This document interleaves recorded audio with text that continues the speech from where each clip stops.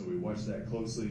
I don't want to go through the details completely of the United departure, but you can see the United's ability to win those city fairs had a huge impact on their ability to stay in the market. You can see they did well in 2019, but it slowly started to taper off because they couldn't get the frequency up in this market. They needed to operate at least 3 a day to win these city fairs. They couldn't get it up to 2, through the pandemic. So they were like, we gotta leave. We'll come back when we got the resources to serve the market properly. So I'll fast forward through this. We know Texas is the #1 recipient of inbound migration. We use a company called Placer. We don't rely on census data. We rely on cell phone device activity in today's world. So we can see when a device resides in the region for a certain amount of time. We call that a new person that lives here, basically. So we know that Texas was #1 over the last 48. We also know that there's accolades and there's other studies that are being done, this U.S. News and World Report. We don't rely on these solely. Obviously, the way that they look at data is different. We back this up, though, with that real data that comes from the cell phone device activity. But it's interesting to see that Killeen is on this list of 25 different cities. Austin being #12, Killeen #20. And as we fast forward to 24, Killeen moving up to the second fastest growing city ranked with the U.S. News and World Report, along with many other accolades. Also, the population, again, that I mentioned that's moving here is a valuable population. We're ranked #4 based on the people that have moved here with incomes above $200,000. So that is huge for air service development. It's a huge story to tell. It's going to help us moving forward. Fast forwarding where we stand today with American, obviously looking at the trend, we were doing really well as we moved into the pandemic as far as capacity growth. Of course, we had a roller coaster ride like many airports. We had a great year in 21. United, of course, I told you the reasons why they departed, but American's starting to make up some of the difference of the United departure. Now, you can see that green area there. As we get into the summer months, that departure per day each way, we're going to be up to 6, as I mentioned before. And they're making those investments with large aircraft, with dual-class products. So they're deploying CRJ-900s, E-175s, 76-seat aircraft. We got 12 first-class seats on those airplanes. We love the E-175s because you can actually put your carry-on the inside. You don't have to gate check it, as well as the cargo holds it much larger. And as we know, that's very important for the military.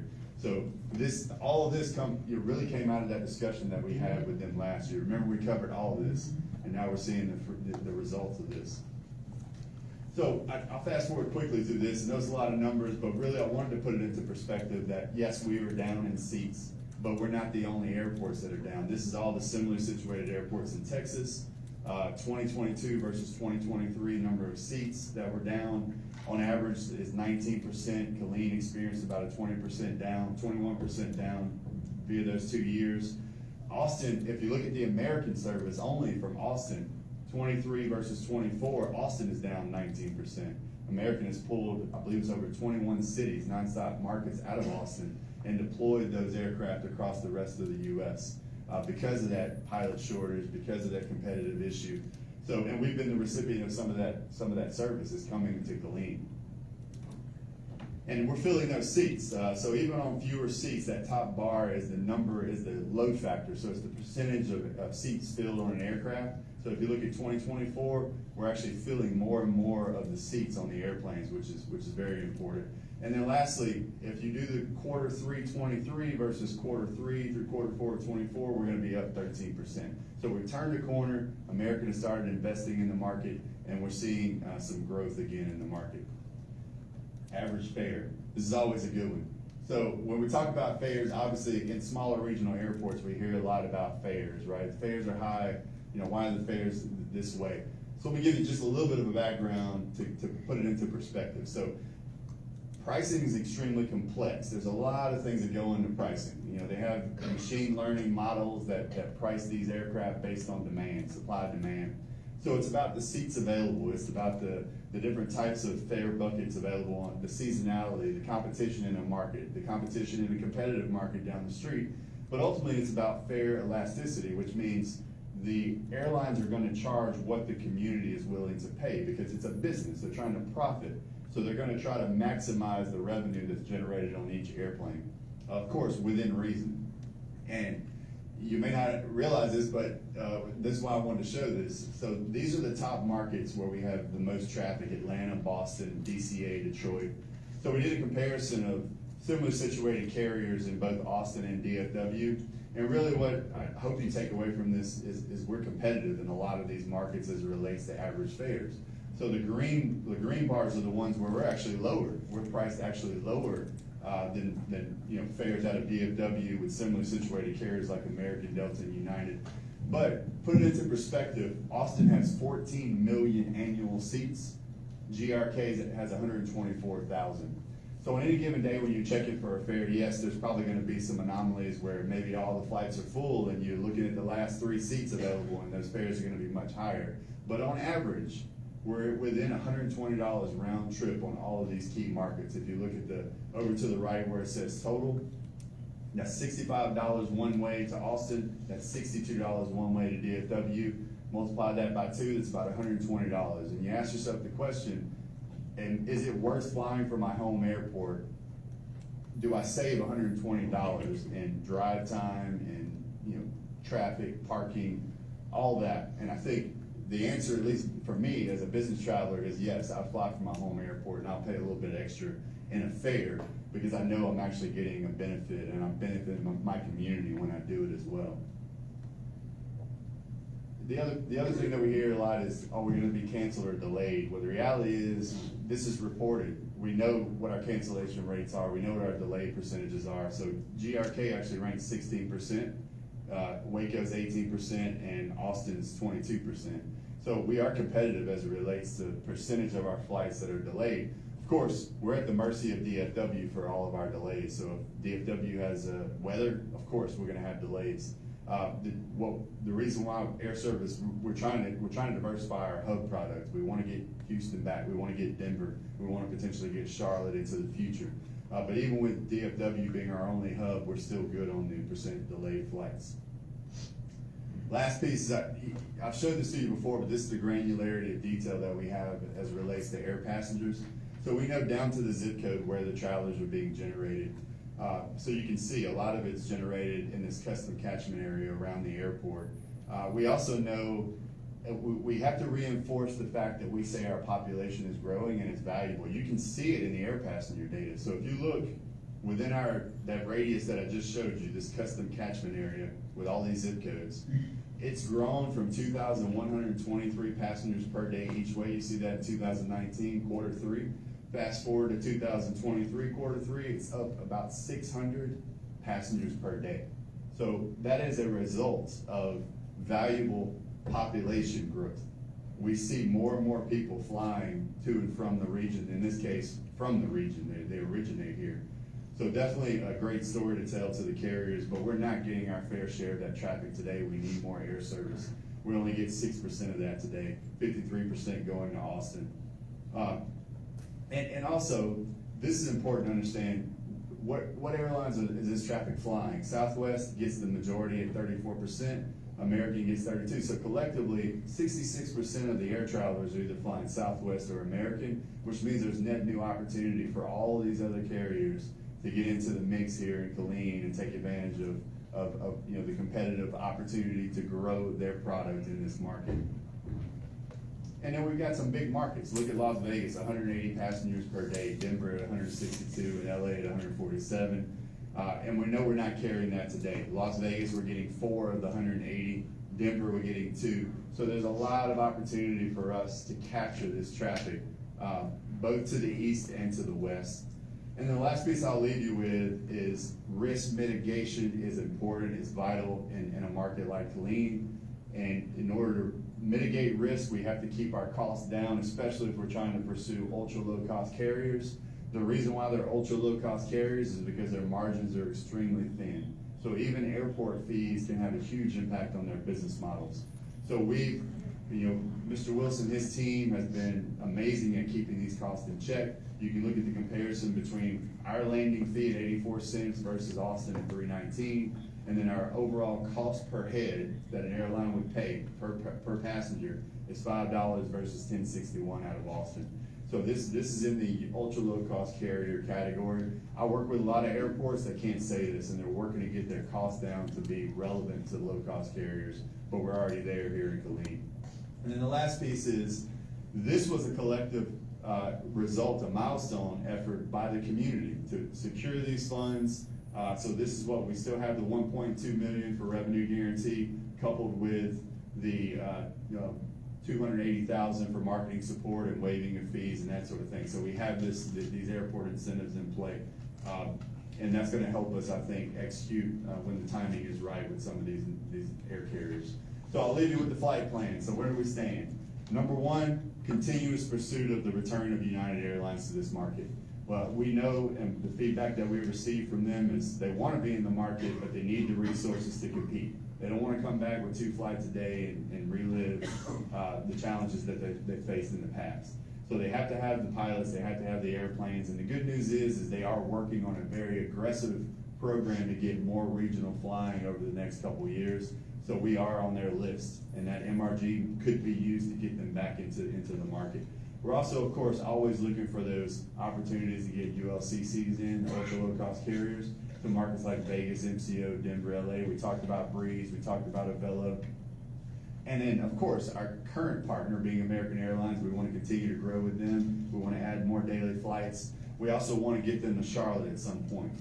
We believe it will take a competitor to come into the market to motivate them to fly to Charlotte, but I believe we can get there at some point. So those are our top targets for today's world, where we stand. In order to get there, we got to keep doing what we're doing. We got to keep getting better data, delivering that to the airlines. We've got to be working with our local community, doing these task force meetings, and then ultimately we've got to deliver that message consistently to the airlines. And it has to be meaningful, it has to be relevant information.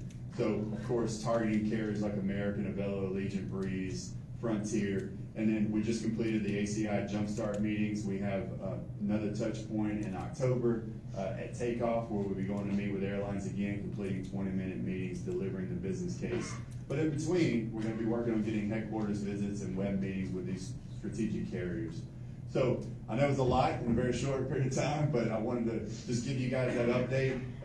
The one that we delivered to the task force was about 20 more slides than this, so I cut it down for you guys. But always, it's a pleasure, and I hope you guys appreciate that, what we're trying to accomplish. And I think if we continue to do it collectively, we'll eventually see some positive results that will benefit the community as a whole. So thank you for the opportunity. Any questions? Thank you for the update, the package that we received, everything. You answered all the questions for me, because it was in our package that we received, and we had the opportunity to review it. But thank you and your team, and Mr. Wilson, as always, thank you. We just have, as our city continue to grow, we have to push the media out to let them know that we're here. Yeah. Because without this rebranding today, back then most people didn't even know we had an airport. So now this is really starting to get more people out and flying out of Killeen, out of their homes and flying here instead of driving to Austin. I thank you for that. Council Member Board. Thank you, Madam Mayor. Good evening, and thank you for the presentation. I do appreciate it. If we go to slide 22, I had a question about the rebranding. And it's good to see that it's been deployed in conjunction with the name change for the airport. Grateful to see this. I have a few questions. These two questions actually were not in the presentation that we received. First, I want to say I like the catchphrase, your Central Texas hometown airport. It promotes folks traveling local, as well as kind of having us embrace the ownership of the airport, which I think is great. I had a question about the logo. You have the primary and the secondary. The primary has the bold text, and it has the runway inside included with the plane. For uniformity's sake, do we consider removing that runway? The runway portion of the logo. Removing it? Yes. So the primary, we use the 3-letter airport code, which is, a lot of airports are transitioning to use that as more of the marketing, the logo that they use. Sure. So the one at the bottom would be in most settings, I think you would use that could be used as the primary logo, but the GRK is what we had that logo prior, So we kind of went with that as the primary. That's what you saw before. So we basically just adjusted that, and we try to bring some element of that dynamic runway with that red line that goes across the bottom. But we wanted to keep it simple, wanted to keep it easy to recognize, and taking some of those elements like the color, obviously being Fort Cavazos being a big player in this market. So is that what you were asking about, taking that runway element and putting it into the other one? And I'll be granular just for a second. My graphic design mind is thinking about spacing, text size, proportionality, color combination, all that stuff. The primary logo to me appears a little busy. When you look at the DFW Airport logo, this is Nashville, right. They're real simple to catch. Yeah. This one you're kind of having to focus in and read, and when you have that airstrip portion of it, it's just kind of a lot. But particularly I had a question about how do we come to the color combination and how, that's the main question I got right now. Yeah, so part of it came from the existing logo. So some of it we didn't change if it wasn't broken, we didn't need to fix it. So we talked about changing the name of the airport altogether, but ultimately what we ended up deciding is let's just simplify it. Let's just pull out the Fort Hood reference and let's just call it Killeen Regional Airport. So what we did do though is we took the dated colors of the original logo and we kind of updated them with more vibrant colors that tied back in, to the region, because obviously Fort Cavazos being at the heart of the city and everything that we do here tied back into America as well. So that's part of the reason why we went with that color scheme. Okay. And I guess I favor the secondary more than the primary. This is a finished process. I noticed the end result, we get a chance to kind of have input on that draft. That's just my recommendation because that primary seems a little busy. Yeah. And that's what, normally we would just have one logo, but because of that, the use of that, it works in some areas. Like on the website, for example, that big GRK, we would use that and it would do just fine. But there's other places where we may want to use a simpler version of the logo, and that's why that secondary was created. Sure. And it has my support. I do just want to communicate that and kind of get clarity on why we have here to what we have here. Well, thank you for that. Thank you. Yeah, and we should be always looking and trying to update this. Over the next couple of years, we would go back and revisit this and try to refresh the brand if it needs it. Sure. Thank you. Thank you, guys. Thank you, Madam Mayor. I just 2 quick questions. First is, great presentation. Thank you. You guys, you and Mr. Wilson's team have done great. What can we do as a council to help promote any of those carriers that come in, like decisions that we make or visits? I know you have a meeting. We have a meeting coming up with United. Yeah. What can we do to help out? I think overall, just, a good example of coming together was the headquarters visit that we completed last year with American.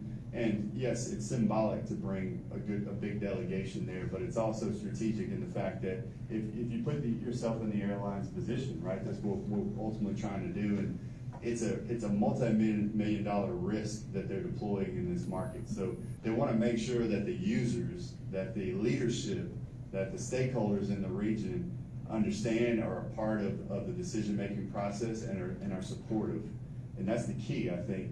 It's also about working, with local stakeholders, using your influence to tell people to use your local airport when you can, because there is a direct and indirect benefit when you do that. Even though you may have to pay a little more in airfare from time to time, the business case right now is very positive. I showed you how American's adding more service. It's very difficult to go to another airline to say fly here if the existing carrier is not doing well and it's not growing. So all this is important, so we need your influence. We need, that's why we want to educate and engage with you guys, so what's going to drive results, but also, continue to talk to your constituents and stakeholders and get them to hopefully use the airport as much as possible. And feedback. We want to hear if there's challenges. That's what we're here for, to work through those challenges, to be the liaison with the airline, to say, hey, we need to look at this route, or we need to, look at the timing of this flight. All that comes from feedback from the community. And then the last question is, you did state what our citizens, you did it in the presentation and here, but what can citizens take away other than fly Killeen? That's something I constantly tell people. Even the drive down to Austin is equal to that additional $50 to $100 that you're going to pay. So from this, and I know we do some local marketing, we may need to push it up a little bit so people, crazy as it sounds, that there may be some that still think we only have Skylar, that's in our immediate location. But, well, you don't have to answer, because you actually kind of answered, I appreciate it, thanks. Well, thank you guys. Once again, Mr. Wilson, sir, thank you both. Everything is in place. Only thing we can do is move Killeen forward. Thank you. Appreciate the time. You're welcome, sir. Madam Secretary. PR 24016, Radio Killeen Committee request for funds presentation and after action report. Mr. Gordon. Good afternoon. Mrs. Drake, good afternoon.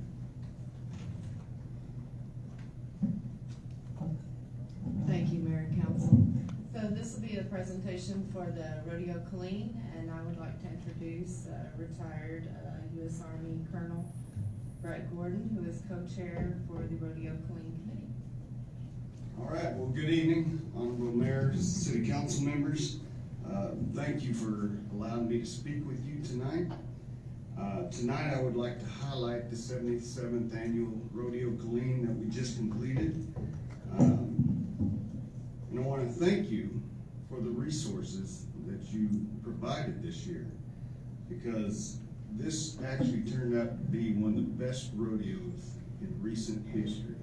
And this isn't just coming from me. It's coming from all the comments I've heard from competitors and spectators alike.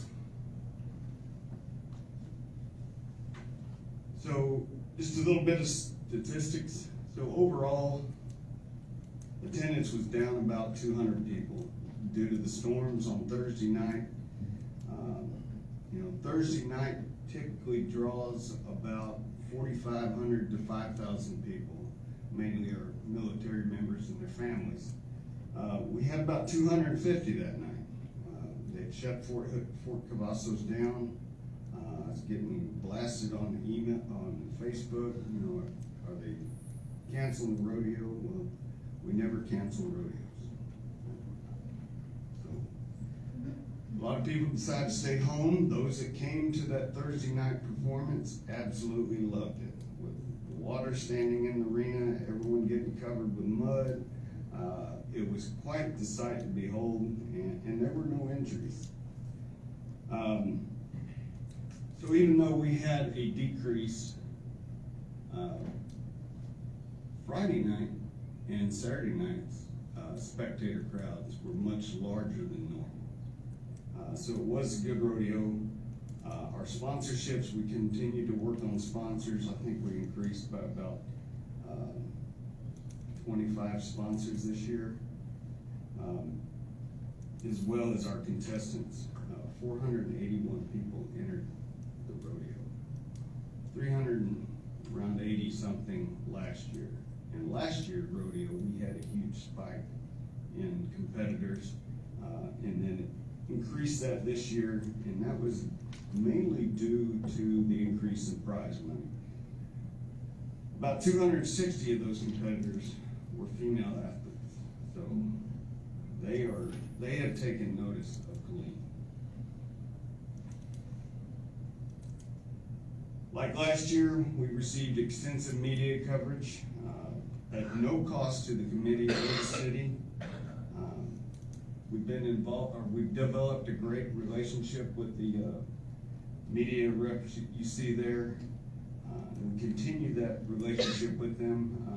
If you were there for the celebrity calf scramble, those celebrities were all part of these news agencies, and they absolutely love it and have a great time doing it. But being able to have that coverage at no cost is extremely a great value to us. So, beer sales, while Friday and Saturday beer sales exceeded last year's, the overall beer sales was short due to the military appreciation night. Typically, our military members and their families blow out the rest of the city on the amount of beer they drink. That wasn't the case this year. Just to rehash our events, we did have, these are the same events we've had last year. We did have another event scheduled, steer roping, but out of concern for the safety of the livestock, we decided to cancel that due to the condition of the arena. We will plan to have that event reinstated next year. While we continue our traditions, unfortunately, the weather did severely impact Military Appreciation Night. We didn't have the first cab horse detachment there. You know, they're always a crowd favorite to watch that. In addition, AUSA and Big House Barbecue for years now has been donating about 2,000 meals, barbecue meals, to active members and their family members. We had about 250 show up, so we had lots of leftovers. One thing I would like to highlight is, though we offer free admission for our active military and their family members, we haven't done that for our veterans. As you can see in this demographic, just about everybody here is a veteran, and we wouldn't probably have any ticket sales, so we've never offered that. However, this year, Dominion Energy came online and said, hey, we want to pay for every veteran's ticket, and they did. And so this is, we just kept track of how many veterans and said, this is how many went. We still have a lot of veterans though bring in canned goods because they want to donate to the cause. So another tradition, as I just mentioned, most rodeos do not do this, but we did fill up 3 trucks loads of canned goods and donate it to the Food Care Center.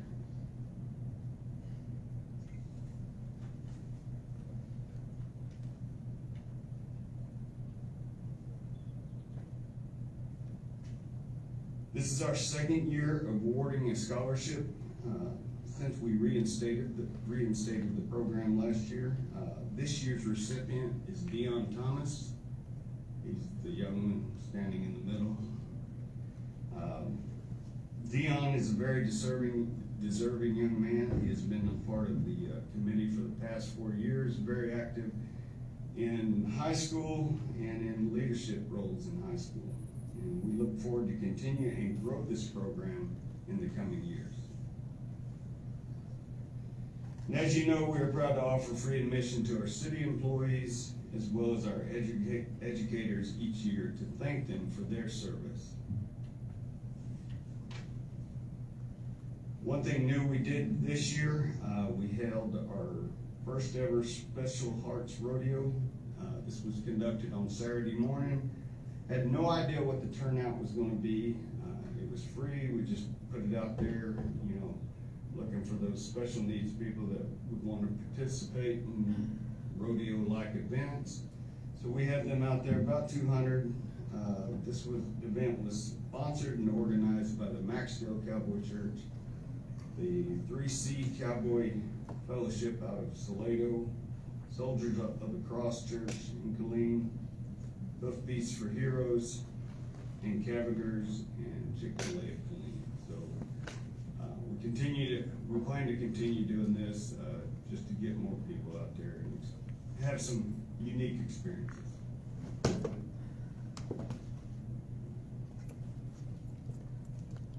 So as I mentioned before, we have received significant positive feedback from the competitors and the spectators alike. As I mentioned earlier, due to the added money, we drew top athletes that had never been to Killeen. And pretty much heard the same comment from them, is we didn't think Killeen would be as professional as it is, talking about the rodeo.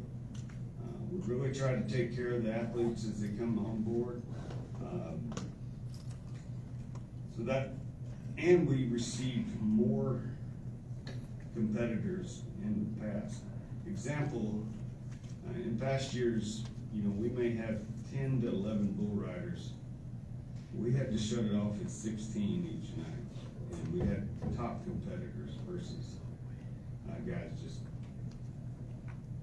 guys that don't stay on too long.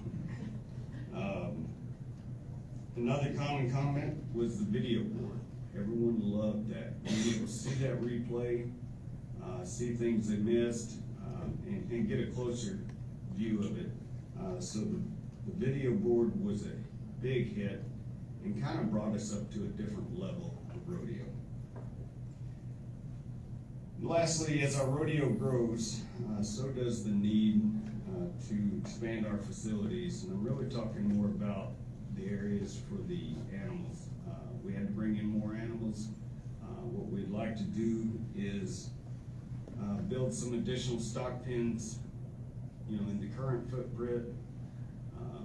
We really only need material as our board members, committee members, several of them are certified welders. We also have other construction specialists on the committee that are, as always, willing to donate their time to make Rodeo Killeen better.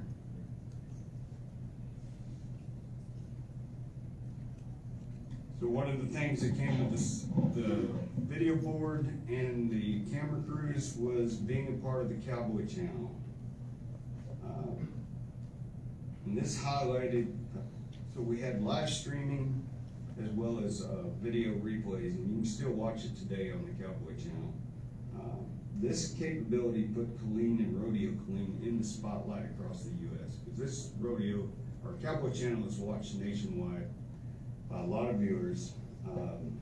Total live views for that evening was 2,400, and as of this morning, restreaming, or however you want to say it, 6,537 people have looked at it after the live event. So I'd like to thank the city for making this possible, because if you haven't watched it, it is pretty neat. What you see here in the picture is a commentator talking about Killeen Rodeo, talking about each ride. So it's kind of ESPN-like for rodeo. So it's been a great event to have that, or great capability for us to have that. Now, prior to next year's rodeo, we're planning to host at least 3 different barrel races at the rodeo grounds. We anticipate at least 200 competitors for each barrel race. This will greatly increase the revenue coming into Killeen, as well as the use of the facility. So those are planned out.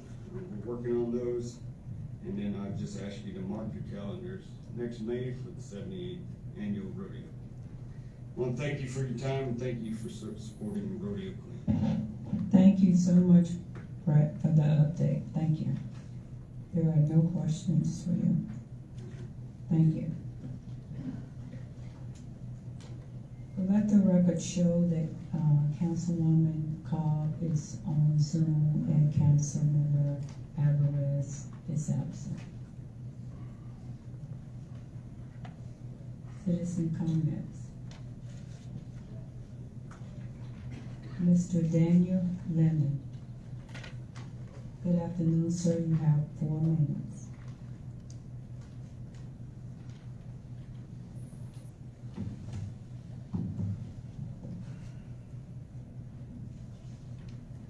Mayor, City Council. So, you can talk about ordinance 17 or 24007. It's an ordinance adopting exemption from taxes for qualifying child care centers, or at least the next upcoming year. So, I just got a couple of things I want to cover. Try to keep it brief and not be all over the place. I know my mind want to take me everywhere. So this ordinance, in my opinion, is definitely going to help us be able to take care of the kids in our community. When I look at some of the other cities, what they're trying to do to help build out daycares so that parents have a safe place for the kids to go to. This right here, this exemption, is one of the things that they're actually using. And some of the other cities are actually raising taxes, raising property taxes, and setting millions of dollars aside to come up with a subsidy program in addition to the Texas workforce. So that really tells you, how the daycare business is really struggling. But a lot of people not paying attention, maybe because they're busy, got their own agendas, they're not in this business. But I tell you, I'm in this business, I've been doing it for 15 years. And I just wanna highlight some things that, about what we do and how I really think you guys considering this ordinance and the benefits it's gonna help the kids. First of all, we're gonna be mandated by the Texas workforce to watch 20% of the kids in Killeen, at-risk kids that never would have had the chance to go to a quality daycare because the price is out of reach. But because we take this exemption, they say, hey, you gotta watch 20% of these at-risk kids so they can go to a quality daycare. That's a huge benefit. Okay, so that way, you know that daycare is gonna be quality because inspectors are always coming to check us out, state. Texas Rising Star is monitoring us probably every quarter to make sure that we're keeping the upkeep of our business safe, making sure that we spend the money on the environment, slides, toys, books, whatever material that we need, and not even having the money. And the reason why I say we don't have the money is because in Austin, I have 3 after-school programs. In Austin, those guys are charging $900 for after-school program. What they do, I don't know. In Dallas, they're doing the same thing. Here in Killeen, we probably get like $400. Child care is child care no matter where it's at. And people can argue, hey, the rent is high, but most likely the food is the same, utilities is the same, all of those. And when you take out those expenses, they make more money than us, which means that when something like this come across the table, we gotta fight for it. We need you guys' help. We need you guys' help. Another thing is that in November, we voted, we put this on the ballot, SB 1145 is what it was called. And the state of Texas wanted to see actually what the people think about it. Here in Killeen, the people voiced their opinions and they stated that, hey, we support this. We support this bill, and based on that, I hope you guys will listen to what the people in your district say. Thank you, sir. Is that my 3 Mike? minutes? Yes, sir, your time is up. Yes, right there. Wow. Yes, sir. Can I get another minute? I'll go through it real quick. That was fast. 3 minutes. Sir, Got it. Madam Secretary, 1 minute. Got 1 minute. Also, everybody's not gonna get the exemption, because guess what? We gotta sustain our accreditation, which is real hard. We gotta also be able to pay our staff more, okay? It's right now, nobody can live off $14 an hour. They can say what they want to say, it's street talk, they can't do it. So we're trying to prevent from raising the rates of our parents, and getting up to the $900. So we need this exemption to help us keep the rates down, so we can put people back to work here in Killeen. We constantly gotta get trained. So in training our people, everybody want money, so we gotta pay for that. And we're not asking for a handout. I pay taxes, I'm just asking you to let me keep my taxes. Okay, we're a pillar of this community, just like KISD. They don't pay taxes, and we need to be able to keep our taxes also, so we can help our community. And this is a service that we're trying to provide in our community. That's it. Thank you, sir. Anka? Good evening, you have 4 minutes.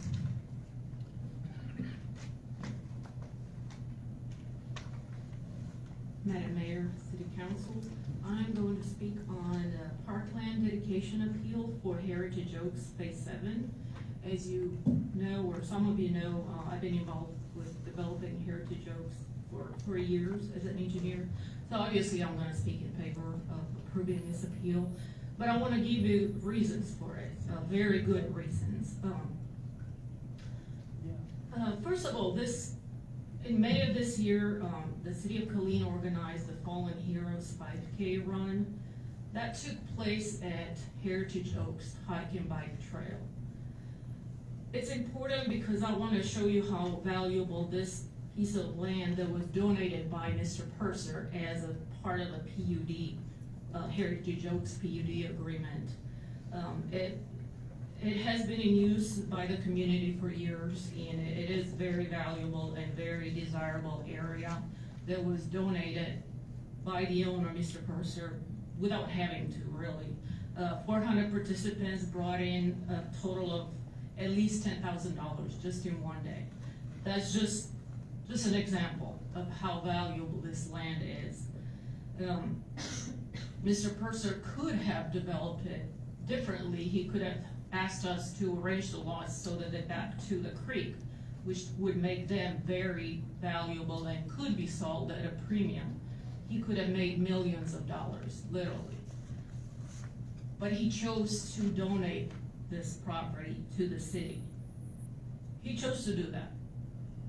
There's also a PUD agreement that you can pull up and read, and it mentions that this land is specifically donated for use as parkland. He did that before there was any parkland ordinance.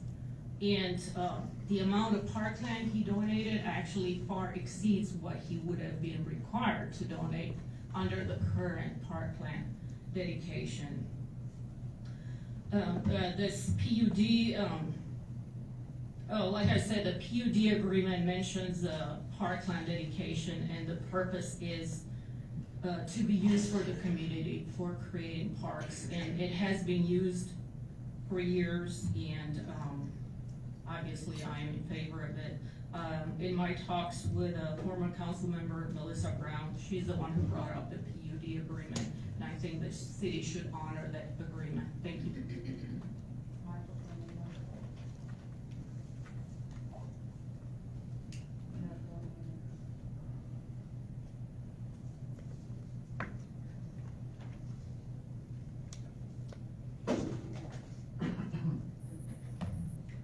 Presentation, Mr. Adams asked if there's anything that you and the council could do. Yeah, give people a reason to come to Killeen and use the airport. Large industry, big business. Waco's got water parks. What do we have? Nothing. Austin's got music festivals, world renowned. We don't have anything, so that answers that question. Item 13, consider a memorandum for the procurement of 4 refuse trucks. There's nothing to consider, just buy it. We could have had these and should have had these years, plural, ago, at a much cheaper cost, I'm sure, but that's a hit on city management, which also relates to agenda items. Item 15, this Wakaka plan, when it comes to entrance and all that on Watercrest. Right, I'm just down the street from where that's supposed to go. All right, we haven't even improved Watercrest. We're gonna take that down to 3 lanes is the latest plan, and a traffic light. We've already spent money on a traffic study. And now, obviously, anybody who's put this plan together doesn't live there and doesn't know that Watercrest is a major artery, thoroughfare, whatever term you want to use, to get from one side of Willow Springs to the other. It feeds to Robinette, it feeds to Willow Springs. Heavily traveled, heavily trafficked, and now you're gonna put something right there in between 2 traffic lights. What's the plan? Now we're gonna have to revamp that and spend more money. Where is this foresight that a certain council member keeps claiming that you folks have? I don't see it. Anybody who lives in the neighborhood, drives past that all the time, can already see it in their head, the traffic jams and all the other things that are gonna happen. Discuss establishment of a charter review committee for Killeen. I would recommend also have a public forum, since I'm sure that the charter review committee will have very select membership and only accept certain and very select input. Sure, there's quite a bit about the city that needs to be changed as far as the charter, that you need to hear from the people and not just from the usual suspects. Review governing standards. And this one's a good one.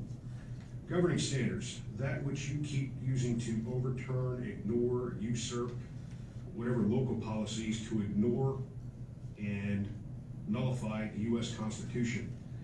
You guys, you get your heads in the game and get them out of someplace. I'm not gonna go there. this governing standards that you're using to silence us, restrict our speech and everything else, it's gonna cost you. I say that right here now. Mark down the date and the time.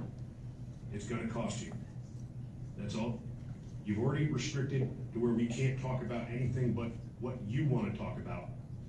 Like, First Amendment quite clearly states redress of grievances, petition government. You've taken both of those away. You will be sued. City manager review.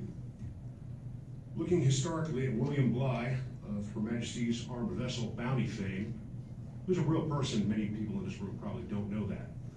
The most famous mutiny that he was subject to, there's two other major ones after that. He seemed to have the same problem. Oh, wasn't my fault, I wasn't there. Where's this effective city management? We don't have it. You keep giving him raises. The whole south side, we got water pressure issues. We have road issues.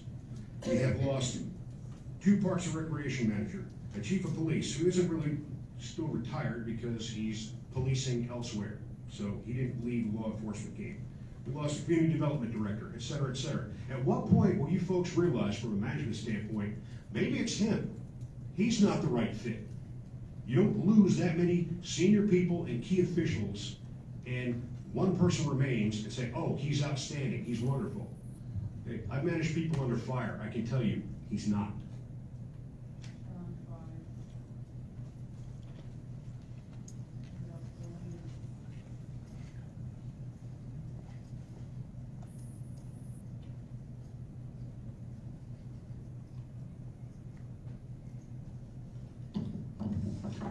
Good evening, Council.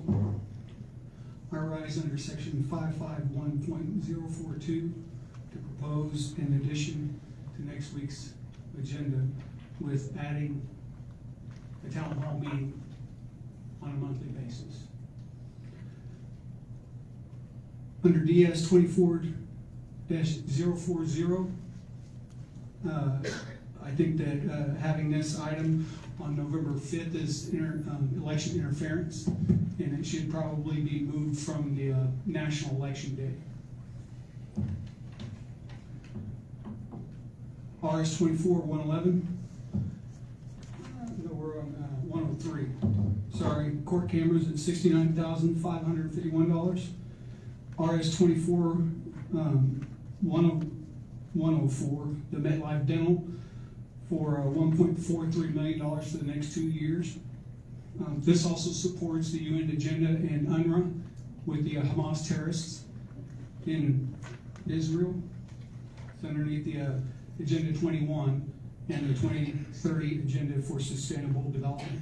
So you'll be buying into that if you buy into MetLife, just so that's understood as part of their program, as stated on their website by MetLife itself. 24 is 105, $76,000 for election equipment. 24-107, this is spending $90,000, but I don't think that that's coming out of our budget. I think that's an Air Force budget, the airport budget, a different fund. The terminal building on Skylark, so 24-108 at $358,000. We already have a certificate of bond of $2.7 million already for this project. Yeah, that's 24-109. We also have $2.955 million for airport maintenance.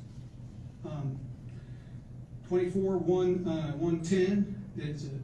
This is a developer at a $30,750 loss to taxes because they're asking for a waiver due to their timelines or whatever.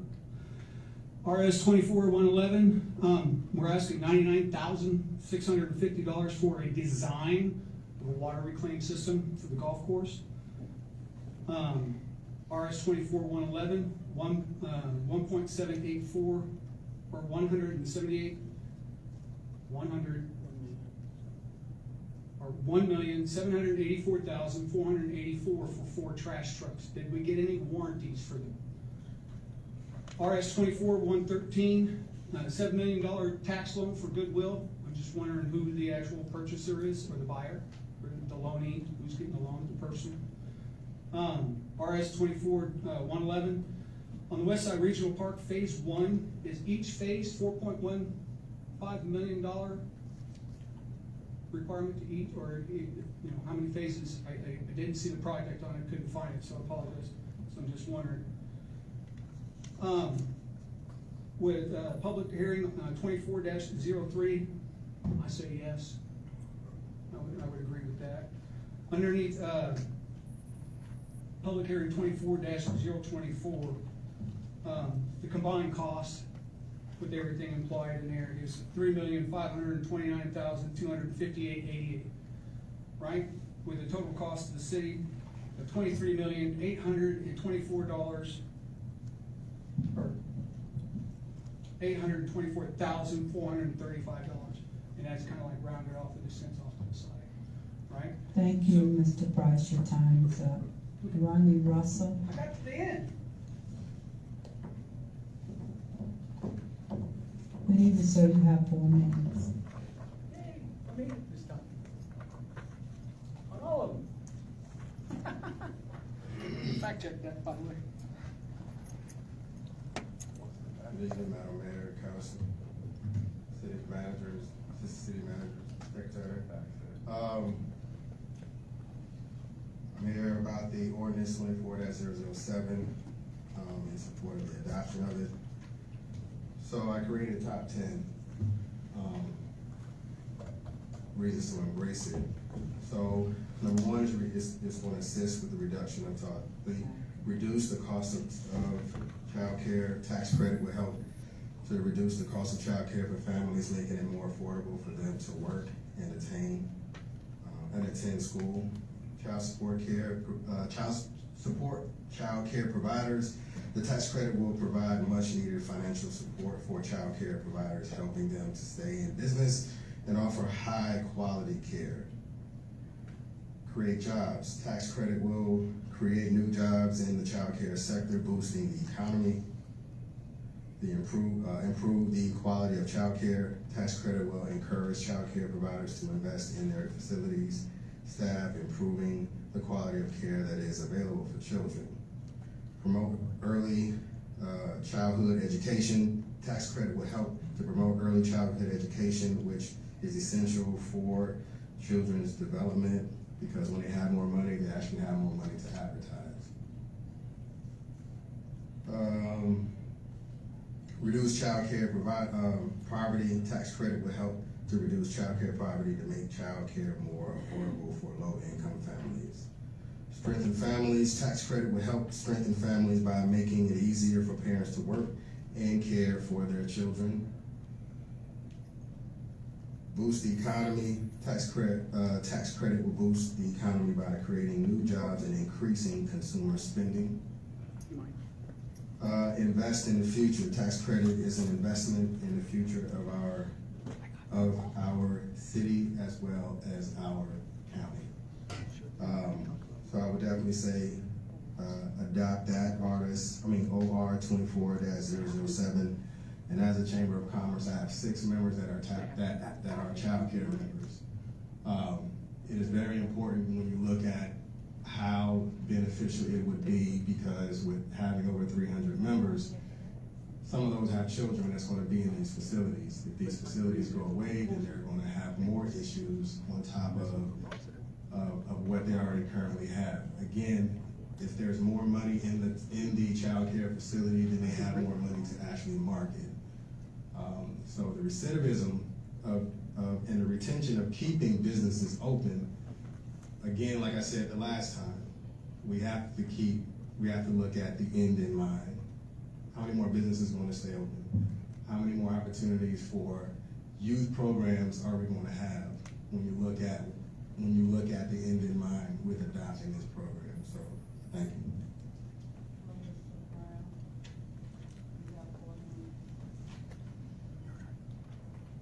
Oh, that was me? I can't hear her. I think your microphone's broken there. Sorry, I couldn't hear you.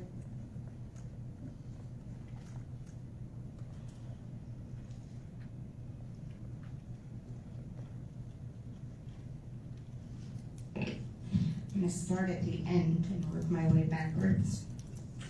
City manager review, I think that the council needs to make it clear right now today, no raise or benefit increase over what his current employees are receiving. Also, this should technically be listed as a quarterly review. His official review is in December. As far as governing standards, return free speech, non-agenda items for every person who wants to speak. Clearly, people are gonna speak how they want to anyway. If you want decorum, then go ahead and give them a legal way to do it, or at least a way where they're not going to be reprimanded for saying what they wanna say, for saying what they need to say, for what you need to hear, because right now what's happening is that preferred and select citizens are getting on the agenda. There needs to be more than 4 minutes on agenda items, especially when you have in excess of 20 items and people feel that they're important to them. Council members should not get an extra time, any extra time if they deny it to citizens. Let's go to number 15. We're going to pay we're going to pay $4,120,000, which is our grant share, in toward a 3-year agreement that doesn't include the M&O cost. So this is $4 million in debt that we, the citizens, have no say in because it's coming out of a CO bond. We don't know what the other expenses are, and I have never seen this park come up for an express approval vote by the council. Maybe part of the plan, but that was supposed to be the long-term plan. No one ever said, let's move on it right now. So even if this is phase 1 of design and construction, and I should hope that with it being a little over $12 million, it's not just design of phase 1, but there's some construction happening, and then we really do need to worry about watercress. Going on to number 12, the city spent around $1 million in 2015 to redo the entire irrigation system at the golf course in order to use gray water. This is another $639,650 project, not $99,650. So let's be honest about spending while we're here. Where is the $540,000 supposed to come from? This enterprise fund is brand newly created for this fiscal year, so it doesn't have its own CIP fund of $500,000. We have never brought in $500,000 worth of profit in that golf course, much less excess revenue. Number 11, just do the right thing. It's that easier. This developer went above and beyond in the land dedication, and be glad he's not asking you to apply it to the land for future development, which he could do under parkland dedication rules. If we can't honor PUD, good luck getting commercial development. Number 10, can we get an update from Fort Cavazos and finance with a true and accurate update on animal control IGSA before entering into another one? I don't see the benefit to Killeen that was promised. Number 8, we're going to put $115,000 out of TERS to get $90,000 to add to the $110,309 that was approved on March 18th for the Weather Observation Center. All of this cost, a total of $235,309, is due to Anthem Park and an agreement that was made in an incentive package for them. But Killeen is getting a whole lot of that cost, so KEDC needs to be overhauled. We're giving money to an organization that's putting $500,000 automatically out of what we give them into what they call economic development services. That's paying for salaries for people who work for the Chamber of Commerce. That's not going directly into incentives. We're paying money out of our water bill so that they can do stuff, but they're paying their employees money, well, the Chamber of Commerce employees money, instead of giving us the incentives that we need for businesses. Overhaul it, bring new people on, and make sure that our money is being spent properly. Michelle Lee. I'm sorry, Councilmember Boyd. Thank you, Madam Mayor. I just want to bring clarity to the public in regards to Watercrest Road, which is a part of my district. If I'm not mistaken, I'll have City Manager chime in. I believe that road is out for bid, construction bid as we speak. Yes, sir. It'll be on an agenda, I believe, in August for award. Understood. So the award's coming soon to begin construction on Watercrest. We'll make sure everyone is aware of that. Thank you. Thank you. And also on that parkland dedication, Mr. K will correct me if I'm wrong. You had already met with Mr. Purser, staff did, and that was an agreement, and it had to go up on the agenda so the council can vote. So it's not like that had already been decision made by staff and Mr. Purser that this was gonna happen. And I thank staff for working together with him to make this decision. Michelle Lee, and ma'am, I apologize for that. Please. Mayor, City Council, my name is Michelle Lee with Killeen Engineering and Surveying. We're located at 2901 East Dan Schluter Loop, and I'm here to speak tonight on item 11. So with the parkland dedication ordinance, if we do not agree with it, we are required to come in front of the City Council and ask for an appeal to waive the requirements for the parkland dedication, and that's why we are here tonight. Just a little history, Heritage Oaks Phase 7 is just a very small subdivision. It's about 41 lots. When the developer originally purchased the acreage for what he has developed into Heritage Oaks subdivision, it was about 288 acres. And as Ms. Honka had already talked about, he has already donated to the city over 90 acres of that for Heritage Oaks Hike and Bike Trail. So he's already donated about a third of that property to the city. Also, I would like to point out with the parkland dedication ordinance, it's about $1,200 per lot. So it's about $450 to the parkland development and $750 to the parkland dedication or fees in lieu of. The developer has absolutely no problem with paying that $450 per lot for the parkland development, but he is asking for a waiver of the $750 per lot parkland dedication or fees in lieu of. And I'm happy to answer any questions if you have any. There are no questions, thank you. Thank you.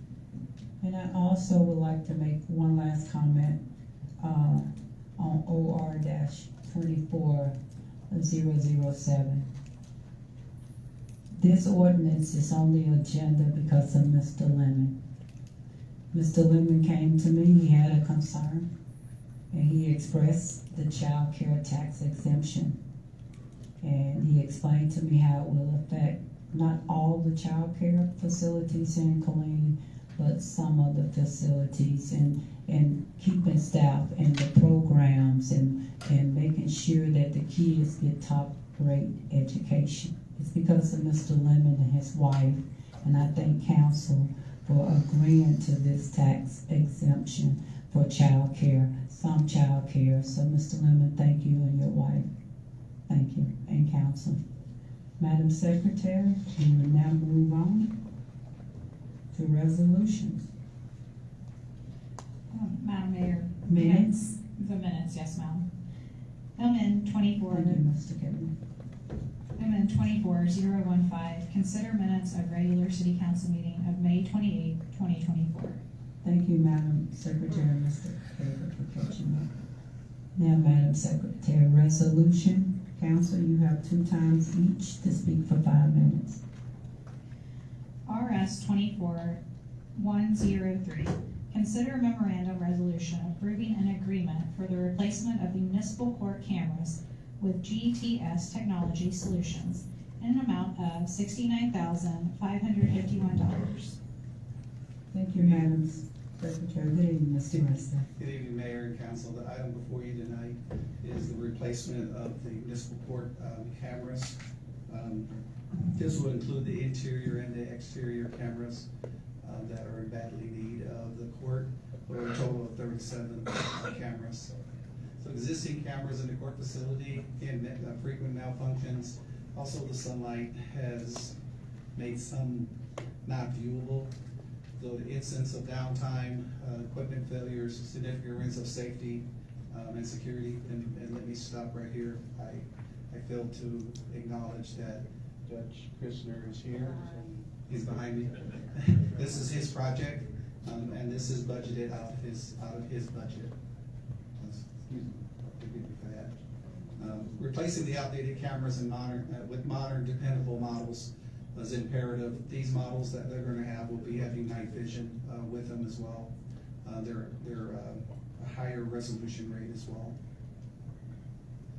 So upgrading the security cameras essentially enhance the overall safety and the security of the court facility. Also, the advanced camera technology offers features such as higher resolution, wider coverage angles, and improved night vision. One of our tasks is to try to get right down the alleyway that goes between us and the chamber, so we can cover some of these angles as well as most of the street, including inside, for the safety and security of the staff that are working in the municipal court. And again, it's gonna, the aging server, recording server where we record, or the server where the data is saved, we're also gonna be replacing and upgrading that as part of this project. So GTS technology solution was selected to upgrade using a TIPS contract and a DIR contract for amount of $69,551,000. Our recommendation, City Council to approve with GTS Solutions in the amount of $69,551 using the TIPS and DIR contracts, and that the city manager or designee be expressly authorized to execute any and all change orders within the amount set by state and local law. And I will entertain any questions that you may have at this time. Thank you, Judge. Krishna, do you have anything to say or not?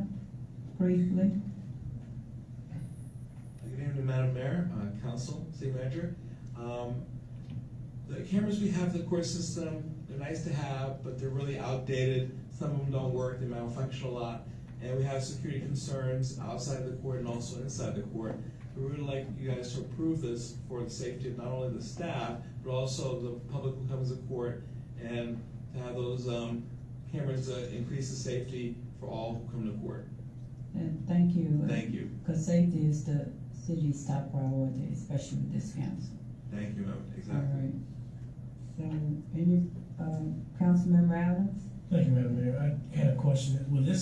Will we be responsible to maintain, the city maintain, or will be under warranty? It's under warranty for about a year, then it goes under city maintenance. Okay, and then will this be connected to the fuses in real time? Yeah, actually, that's what the chief and I were talking about. It is connected to the fuses now, but because of the cameras, they get really blurry pictures. But it is connected to the fuses. Most of our city facilities are going to be connected to fuses and real-time crime center as we move forward. Okay, thanks. Thank you, both. Thank Madam you. Secretary. RS 24104, consider a memorandum resolution recommending to the Employee Benefits Trust the selection of MetLife for employee dental insurance and approving contracts for vision insurance, life and disability insurance, and worksite benefits. Thank you, Madam Secretary. Good evening, Mrs. Bark and Mrs. McDaniel. Good evening. Yes, good evening. Kate McDaniel will actually do the presentation. I just want to introduce it. Good evening, everyone. And it's basically the item about our dental. Last week or 2 weeks ago, we presented healthcare, and this is dental and all of our other ancillary products. And then again, Kate McDaniel, she's the Assistant Director of HR. She'll be presenting the item for you. Thank you. Good evening.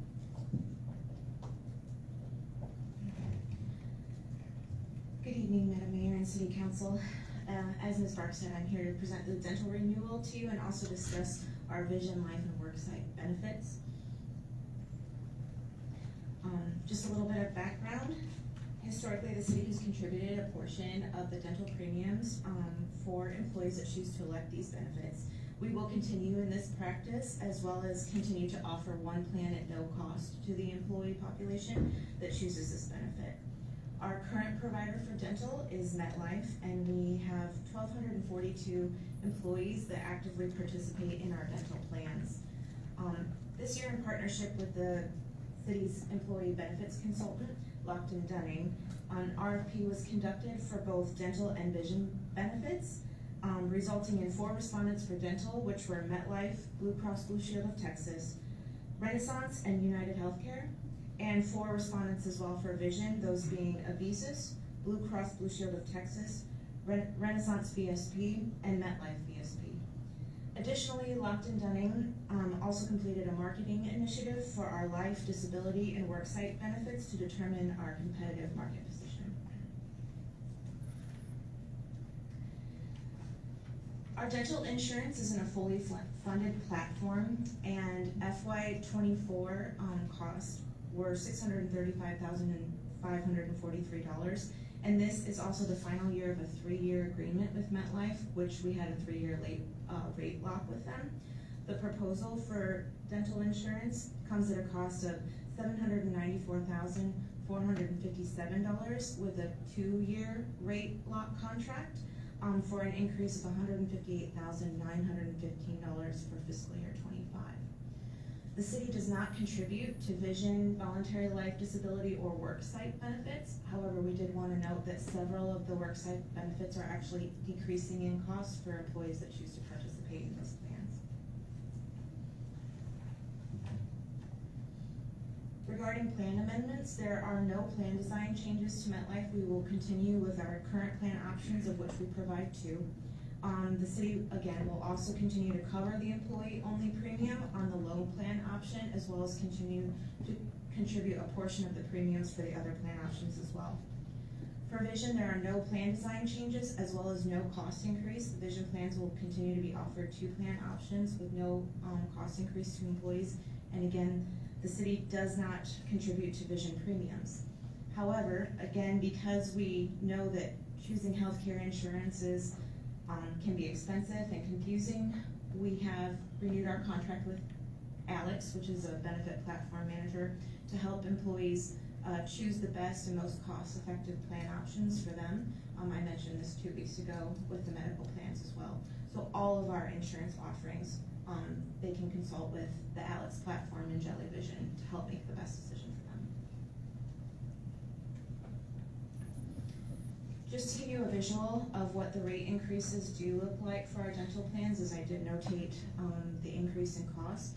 The city and the employee will split the cost of that increase, so the city will increase its portion that's contributing, and then the employee cost will increase on certain plan options as well. If you look at the 3rd column here, it notates what the cost per month increase will be per plan option for the employees, and then the farthest column to the right shows what the employer increase will be per plan option for employees.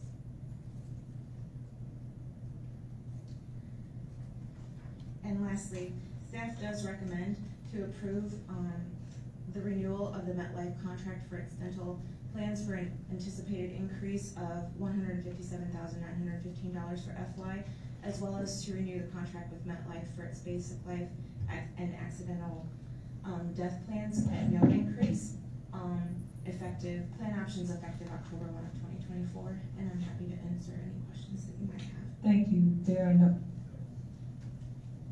Please. Thank you, Madam Mayor.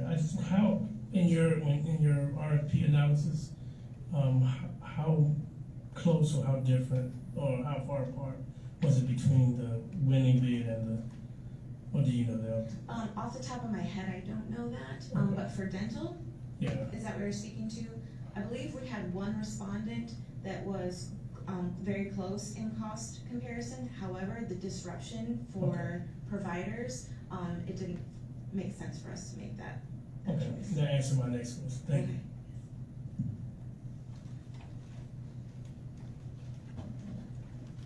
Thank you so much, Madam Secretary. RS 24-105. Consider a memorandum resolution authorizing the procurement of additional election equipment from election systems and software through Texas Buy Board Cooperative Contract 71023 in the amount of $76,000. And this item is mine. Good evening, Mayor and Council. Good evening. The City of Killeen holds a general election in May of each year for the purpose of electing a mayor and 3 council members in even-numbered years, and for electing 4 district council members in odd-numbered years.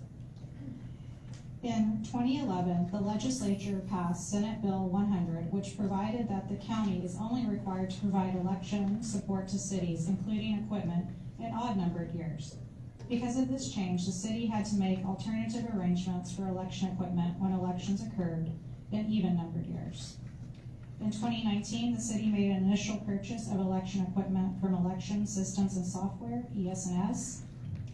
Due to the city digitizing the election process over the past several years, additional election equipment is now needed, as the city has been renting extra machines from Bell County for each election. With the procurement of additional election equipment, the city will have enough equipment to be self-sufficient moving forward. In the fiscal year 2024 mid-year budget amendment, City Council approved an allocation of $76,000 to purchase the additional equipment. There will be an annual equipment maintenance cost and support fees of $6,980 per year. ES&S is a member of the Texas Buy-Board Purchasing Cooperative Contract 71023. Purchases made through a cooperative contract are exempt from the competitive bidding process. The additional equipment, software, and services to be purchased, we will receive 8 additional express vote machines with carrying cases, 22 new express poll books or e-poll book machines with printers and carrying cases, machine memory devices and thumb drives, and express poll book licensing and training. Staff recommends City Council approve the purchase of additional election equipment from Election Systems and Software in the amount of $76,000, and that the city manager or his designee to execute any and all change orders in accordance with state law. And I'm happy to answer any questions. Thank you, Madam Secretary. There are no questions. Next. RS 24-106, consider memorandum resolution appointing council members to various boards, commissions, and committees. And this is also my item. Yes, ma'am. Pursuant to the governing standards and expectations, appointments and vacancies as soon as practicable after the annual city council election, appointments to committees and subcommittees will be made by city council. There are 2 types of appointments. Regular members, the council member serves as a council representative and votes on items that are considered by the board, commissioner, committee. And subcommittee members, the council member serves as a member to discuss applications for citizen boards, commissions, and committees, and recommend the most qualified applicants to the full city council, and that is done in September. The mayor has the first choice of 3 committees, followed by council members in tenure order selecting 1 committee each, followed by additional rounds of council members selecting committees until all committee appointments are filled.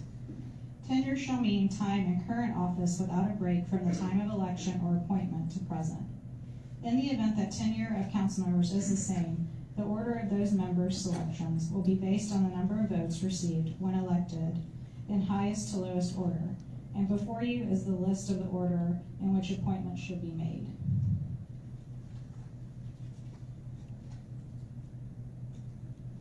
So first we have the mayor to select the first 3. Yes, ma'am. I am keeping my same committees. Make it simple.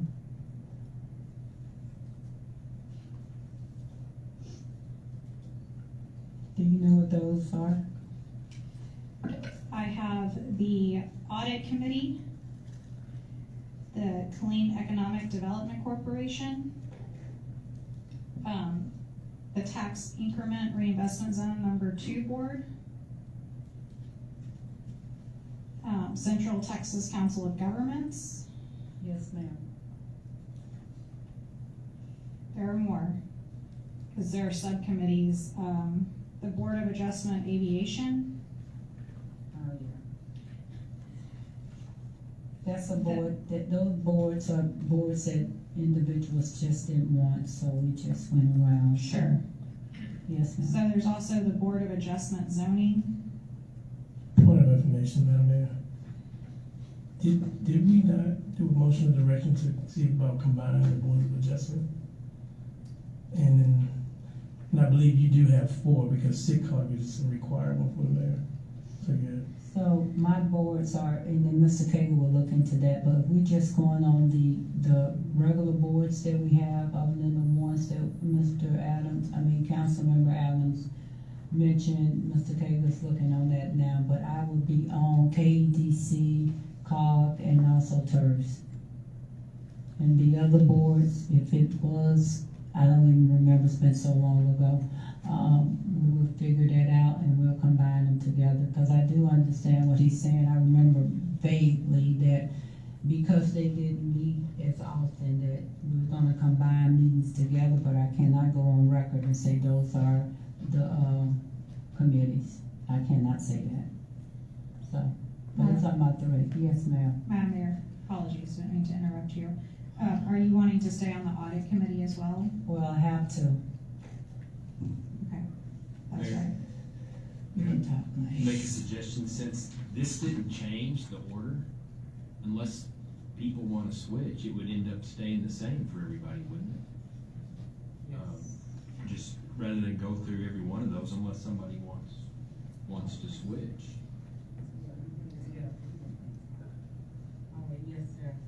Just a show of hand if everyone would like to stay on the same committee. If not, we have for Councilwoman Cobb, you are second. Is there a committee that you want to change?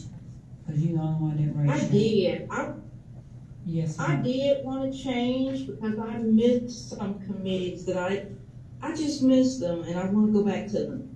Okay. Well, So I did want to change. Well, yes, ma'am. She hadn't said it yet. So you only get to pick one, and then you pick one, and then go into a round robin. It depending on what committee you pick. So since you come after me, then whoever on that committee will have to choose another committee. Point of order. Okay, that's fine. Stand by. I Yes. can understand what process is established now, because my understanding is that we're going with the majority on staying with the existing committees. Am I correct? There was no motion of direction. I just said raise your hand, and I thought she would agree, but she did not. Okay, well, the responsible thing. So is can we for us do to go ahead that, and a city attorney? Can we, if she wants to change her committee, can she change her committee? Or can we do a motion of direction and change it? I'm missing with two Well, of them. stand by, please, Councilwoman. Your governing standards, your protocol document provides for the procedure of the mayor picking three and then going by a 10-year order. Okay, so she. And so I think the idea was if everybody agreed not to do that and just stay on the same committees, then we would do that, but not everybody's agreeing. Okay, so she has to go. Thank you for clarification. That's important. Communication. Okay, Councilwoman Cobb, which committee you want to get on? I really want to do the KEDC, my senior You, citizen ma'am, advisory. Councilwoman. Yes, ma'am. You only get one. Okay. This is only one. Okay. KEDC, I miss those early mornings. Yes, ma'am, thank you. So she wants KEDC. Madam Secretary, who all is on KEDC with me? Currently, Mayor Pro Tem Gonzalez and Councilmember Boyd. Councilmember Boyd, Mayor Pro Tem Gonzalez, one of you would like to, go to another committee? Councilmember Boyd? I prefer to stay on the committee, but we'll follow the process. Okay, so one of you have to go because she's next in line to choose. According to the city attorney, she gets to pick, and that's the one she wants. That's between them. Okay, then Councilmember Boyd, you have to find another. Yes, sir. Okay, thank you. What committee are you giving up, Councilmember, Cobb? Well, I kind of like wanted KEDC, my Okay. senior citizen and Centop. Okay. I don't know how that would work, but I just work with them so closely and Centop over 30 years. Yes, ma'am, yes, ma'am, yes, ma'am. So the only thing we have, Ms. Councilmember Boyd, do you want to select another committee? Do we have any more vacancies? I don't know. Right, do you want to select another committee? If not, everybody else is okay. If you Sure, I'm interested in TERS, the TERS 2 board. Is that, I think that's full. Then we gonna have to go like one, oh, good, oh, we tried to board this. Yeah, we still gotta go through it, so let's start the ball game. All right, I picked mine, Councilmember Cobb, you said you wanted KEDC. Councilwoman Gonzalez. I can't hear you for the record. KEDC. All right, so KEDC is completed. All slots are filled. Councilmember Boyd. Yeah, I'm just gonna repeat the same recommendation, the TERS board, TERS number 2. Okay. So that's 2 people on TERS. Councilmember Sagara. I pass. Councilmember Alvarez is absent. Councilmember Solomon. You choosing the committee. I like to be main on Which one? which is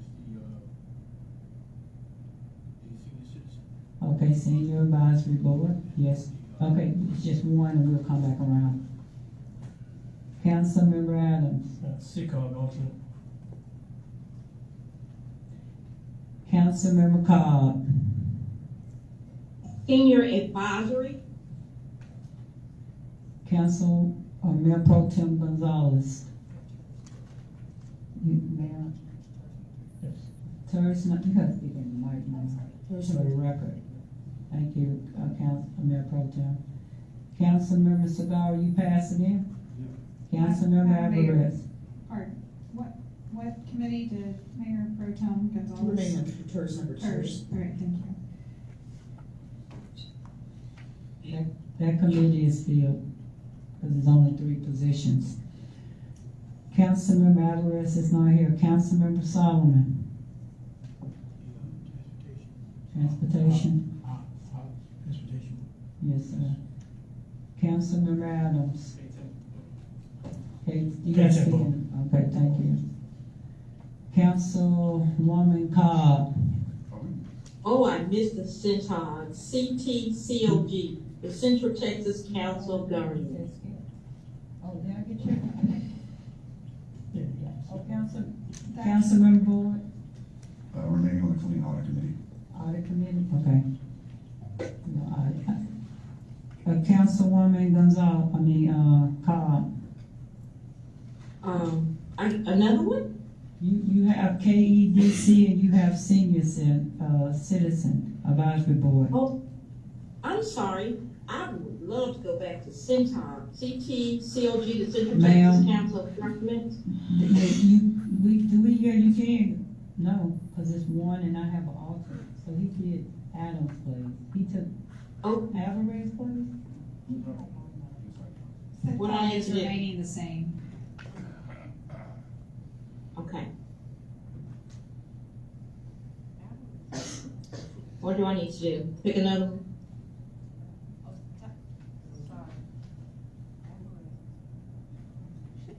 I still get to volunteer. Ma'am, Councilwoman Cobb, stand Yes, by. ma'am. Yes, ma'am.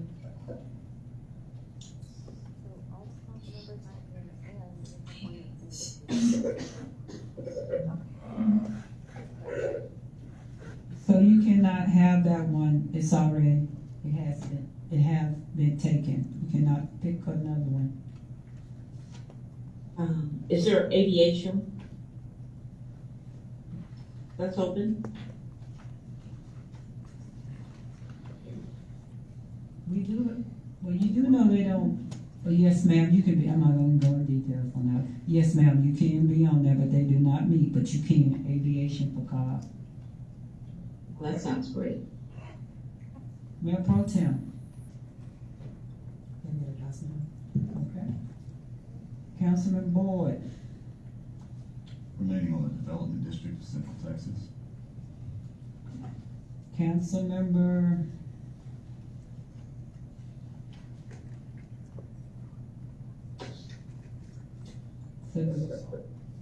Cigar, you gonna pass again? Councilmember Solomon. So is everybody done? Okay. Madam Mayor, I guess if everybody passed, I still got animal, and I'll stay with the same ones, animal advisory, health district, and the YAC. All right. And So- I'm sorry, and sister cities. Okay, is everybody else done? Councilman Boyd? No question, how many folks do we have on K-Tempo as we speak? One. Councilmember Solomon? There's only one. And You did, Adams took that one too? Still 2 spots on K-Tempo. Yes. Did Councilman Alvarez communicate his desire for any more? No, sir. You should have waited for him. Okay, thank you. Anyone else? All right. You have everything, Madam Secretary? I believe so, yes, ma'am. All right, thank you. And I have a question. I'm sorry. yes, ma'am. There's not an alternative to the CTCOG Central. Central Texas Council of Government, Councilmember Adams took that one.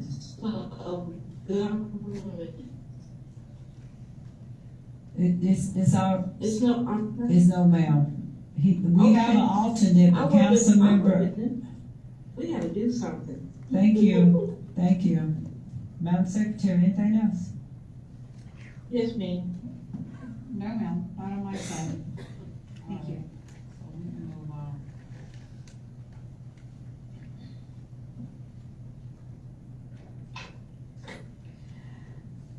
RS 24107, consider a memorandum resolution authorizing the city manager to sign an agreement with the Texas Department of Transportation Aviation Division for the administration of a Federal Aviation Administration Airport Infrastructure Grant for the Automated Weather Observation System relocation project at Skylark Field. Thank you, Madam Secretary. Welcome back, Mr. Wilson. You have the next two. Yes, ma'am. Just as was stated, this is a resolution authorizing the city manager to sign a grant with TxDOT.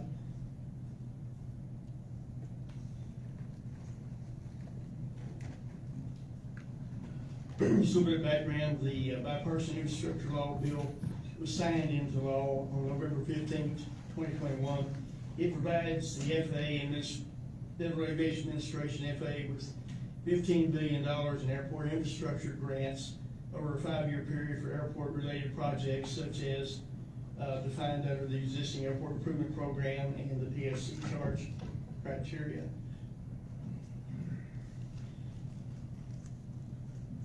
I'm not sure what I'm doing wrong here.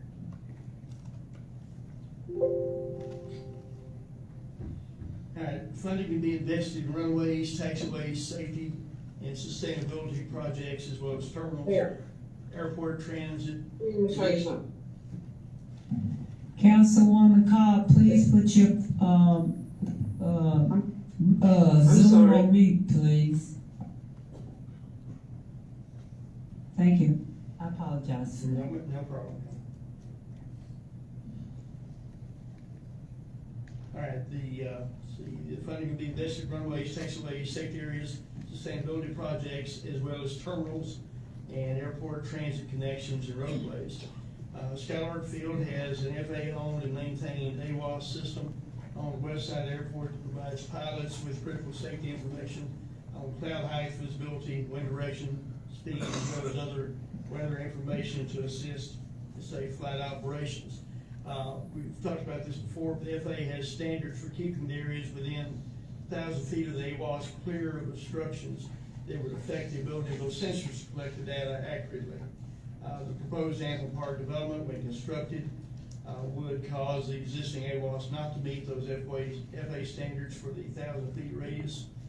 It's necessary to relocate the AWAS to a location that will meet the new standards for weather data collection. Aviation submitted a bipartisan infrastructure law bill, AIG application to the Texas Department of Transportation's Aviation Division, requesting to use bill AIG funds in the amount of $90,000 for the construction phase of the AWAS. This funding will be combined with previously approved funds from the TERS. It's not increasing the TERS, it's adding to the funding that's already there. The original amount of the funding that we proposed to you in the TERS is not changing. We're just adding additional grant funding from TxDOT to make sure we've got enough money to take care of the project. Schuyler Field is a general aviation airport, subject to the FAA's state block grant program. As such, TxDOT Aviation will be administering the grant on behalf of the FAA, and TxDOT requires the City Council to approve a resolution authorizing a designated individual to execute the grant agreement and all related documents pertaining to the grant. So the recommendation of staff is the City Council approve a resolution authorizing City Manager to execute any and all required documents, including all amendments pertaining to the Federal Aviation Airport Infrastructure Grant being administered by the Texas Department of Transportation's Aviation Division. And I'd be happy to answer any questions. Thank you, Mr. Wilson. There are no questions. Madam Secretary. RS 24-108. Consider a memorandum resolution authorizing the city manager to sign an agreement with the Texas Department of Transportation Aviation Division for the administration of a Federal Aviation Administration Airport Infrastructure Grant for the new terminal building at Skylark Field. Yes, this basically is the same slide as I just read with the previous grant, so I won't go through the whole thing. Aviation submitted a bill AIG application to TxDOT requesting bill funds in the amount of $358,000 to help fund the new terminal building and associated infrastructure at Skylark Field. This grant will be combined with the funding from the CO bond previously approved by the council in the amount of 2.7 and the FAA bill airport terminal program grant in the amount of 1.5. Skylark Field again is a GE airport subject to FAA spot grant state. TxDOT will be administering the grant. They require the city to designate or approve a resolution designating an individual to execute the grant agreement. And our recommendation is that the council approve resolution authorizing the city manager to execute any and all required documents, including amendments pertaining to the Federal Aviation Airport Infrastructure Grant being administered by the Texas Department of Transportation. And I'd be happy to answer any questions. Thank you, Mr. Wilson. There are no questions. Madam Secretary. RS 24-109. Consider a memorandum resolution approving an intergovernmental support agreement for installation support services with the U.S. Army Garrison at Fort Cavazos, Texas. Thank you, Madam Secretary. Mr. Provost, how are you doing, sir? I'm doing fantastic, Mayor. Good evening, Mayor, Council, City Manager, and citizens of Killeen. So before you, exciting to bring forth the Intergovernmental Service Support Agreement with the United States Army Garrison for installation support services at Fort Cavazos. On December 18th of 2018, City Council approved an Intergovernmental Service Support Agreement, IGSA, with Fort Hood for airfield pavement maintenance at Robert Gray Army Airfield. This agreement included crack sealing, remarking, and minor pavement repairs on the runway, taxiways, and aprons. Aviation staff has negotiated a new IGSA with Fort Cavazos. Under the new agreement, the Aviation Department staff will provide a range of support services, including pavement maintenance, ground maintenance, fencing repairs, and airfield electrical work at both Robert Gray Army Airfield and Joachim Dufresne Army Heliport. The agreement also provides funding for major equipment purchases. The agreement for the initial one-year term is $2.955 million with an option to renew annually for up to additional 9 years.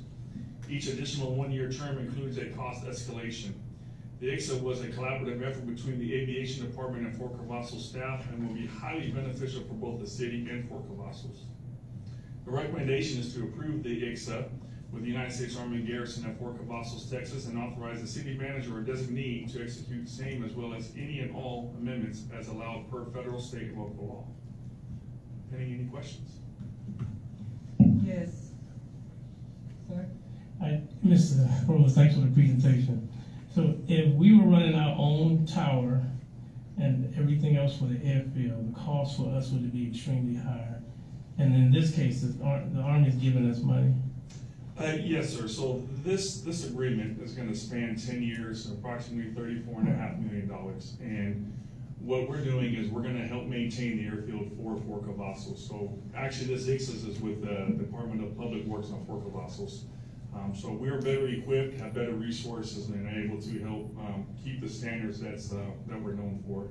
and keep the airfields operating. And so what I'm saying is, when the original agreement was done in 2002, I think, we were, as we decided to build this, we would be responsible for basic things while they still provided. Yes, sir. So so the initial lease agreement covers where we have some in-kind services that we still provide. And then a few years back, we actually had an ICSA where we're providing more additional services where the Army was paying us to provide those services, which was some minor asphalt painting and crack seal repair. This ICSA is expanding that to the entire Robert Gray Army Airfield to include the fence line for there, the electrical, the painting, the crack sealing for Robert Gray Army Airfield, and Yoakum Dufresne Heliport. And so the point I'm getting is that the cost benefit analysis, we're still coming out on top. Yes, sir. Thank you. Mr. Provost and Mr. Wilson, we thank you. Thank Fort Cavazos and our partnership, long partnership with them. Thank you all for that. Yes, ma'am. Councilman Solomon, did you have anything? Okay. I thought your mic was on. So. All right, Madam Secretary. RS 24-110. Consider a memorandum resolution granting an appeal to waive the parkland dedication requirements submitted by Killeen Engineering and Surveying on behalf of RSBP Incorporated and CTDC LLC for the proposed final plat of Heritage Oaks Phase 7 in accordance with Killeen Code of Ordinances, Section 26-162. Thank you, Madam Secretary. Good evening, Mr. Rivera. Good evening, Mayor and City Council. This item, like I'm having some challenges here. Oh, here we go. So this is an item to the appeal, the Parkland Dedication and Development Ordinance. It's associated with the final plat for Heritage Oaks Phase 7. That final plat was submitted on May the 6th. I proposes 41 single-family lots. It shows the location of the plat with properties. It shows a layout of those 41 lots. As a part of meeting the plat, the final plat requirements, you have to meet the parkland dedication and development requirements.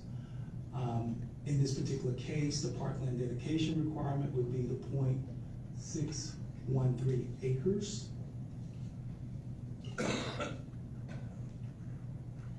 Alternatively, the ordinance provides that you could meet the parkland dedication requirement by paying fees of $750 per lot, which comes to about $30,750. And as was stated in the public comments, in addition to the parkland dedication, there's also a development fee requirement. The development fee would be paid by the applicant. They're not seeking a waiver of that. They're only seeking a waiver associated with the parkland dedication requirement. And so, as was stated earlier, this has to come before council per the ordinance. And staff is actually in support of this request. As stated here, the applicant did donate about 9.5 acres that was associated with this development several years ago. And as I said, we're recommending, as the council consider this item on next week, approval. Thank you, Mr. Rivera. There are no questions, Madam Secretary. RS 24-111. Consider a memorandum resolution authorizing the execution of a professional services agreement with Clark's Associates, PLLC, for the design of the reused water for golf course irrigation project in the amount of $99,650. Mr. Rivera. Yes, ma'am. This is a request associated with golf course irrigation. There is a different method that we would like to pursue as it relates to irrigating the golf course. As noted in the background, in 1990, the city of Killeen entered an agreement with Killeen Willows in order to allow for the golf course to be irrigated by pumping water from Willows Lake. That water that was pumped from Willows Lake during that time period where that was being done, in the past had either been replenished by using water from South Nolan Creek or potable water or reused water from WCID 38th Street sewer treatment plant. However, in July of 2019, TCEQ informed the city that reused water could not be used to replenish the Willows Lake levels because that water was considered to be waters of the state. As a result of that, just some more background, using TCEQ's guidance, the city discontinued using reused water and started using portable water again to replenish Willows Lake. City staff has recently researched several opportunities to look at trying to make sure that we meet our agreement requirements associated with maintaining the levels of Willows Lake, as well as to meet TCE requirements about using the right source of water, as well as overall be cost effective as it relates to providing irrigation for the golf course. As a result, the city has negotiated a professional service agreement with Clark & Associates for full design and bid services and contract administration that would involve the installation of a new ground storage tank at the golf course. And basically the way that would work is that reused water from WCID treatment plant would be basically piped to the golf course, and it would go into that tank, and then water from that golf course, from that tank, would be used to actually irrigate the golf course. In doing that, as you can see on the slides, there would not be a need to be concerned about waters of the state because we won't be affecting pulling water from Willows Lake. And then in addition to that, the portable water that we are currently using to replenish Willows Lake would no longer need to be done because we would be using the water that's pumped to the new ground storage tank on the golf course for irrigation of the golf course. So we're seeking on next week for approval of this design contract for the amount that is mentioned, along with the ability for the city manager or designee to execute any and all change orders within the state law. Thank you, Ms. Rivera. There are no questions. Madam Secretary. RS 24-112. Consider a memorandum resolution authorizing the procurement of 4 refuse trucks for the Public Works Solid Waste Residential Division in the amount of $1,784,484. Thank you, Madam Secretary. Good evening, Mrs. Tangerlin. Good evening, Mayor. Thank you, council members. This item is for the procurement of refuse trucks for Public Works.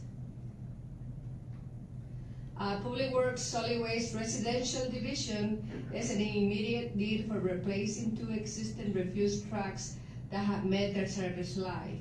And also this item will be adding 2 trucks to assist with the city's growth. The units are automated side loader type refuse trucks dedicated to residential trash pickup. The 2 units being replaced were scheduled to be ordered in fiscal year 2025, but due to long lead times in obtaining equipment and the funding being available now, it is deemed necessary to purchase the replacement and additional units now. The procurement information, the cost of the 4 refuse trucks is $1,784,484. The units to be purchased from Bond Equipment Company utilizing BIBOR, and the funding is available in the Solid Waste CIP fund. The staff recommend the City Council authorize the purchase of the 4 refuse trucks for the Public Works Solid Waste Residential from Bond Equipment Company in the amount of $1,784,484, and that the city manager or designee be authorized to execute any and all change orders as permitted by state and local law. I would be happy to answer any questions you may have. Thank you, Ms. Tangerlin. There was a question, one of the citizen comments, but the reason was because it was backdated, and then you had to come back and you ordered it.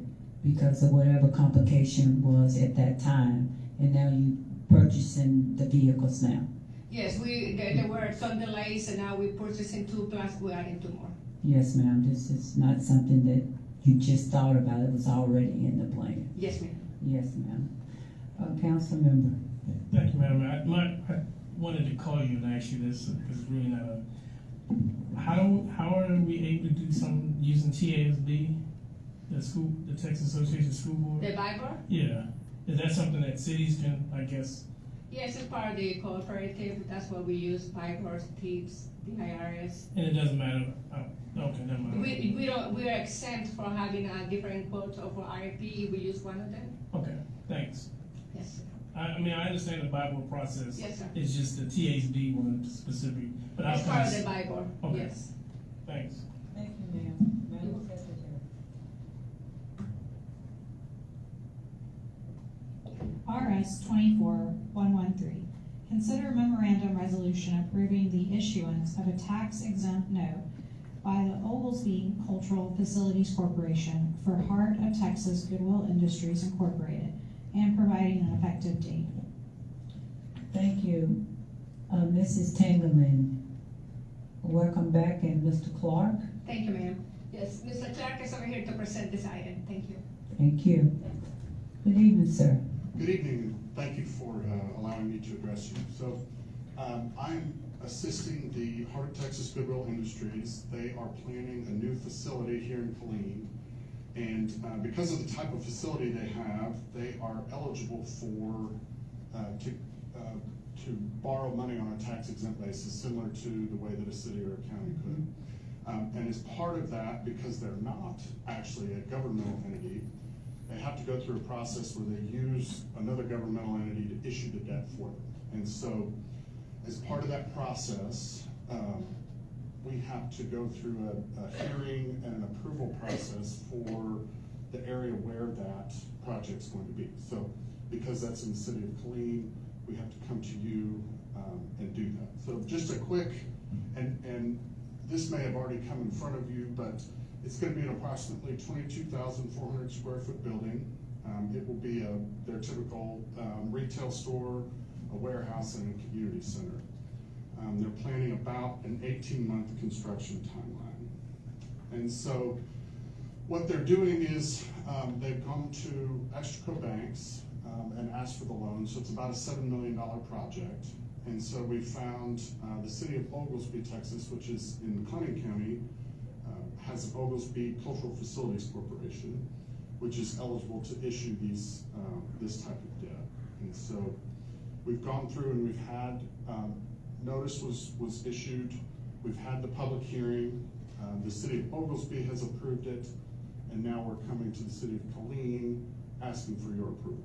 Now, what this approval, this doesn't have anything to do with approving the permitting, the zoning, or anything like that. And it's also not actually, doesn't have anything to do with the debt for the city of Killeen. This is specifically a requirement for the Internal Revenue Code as part of the tax code.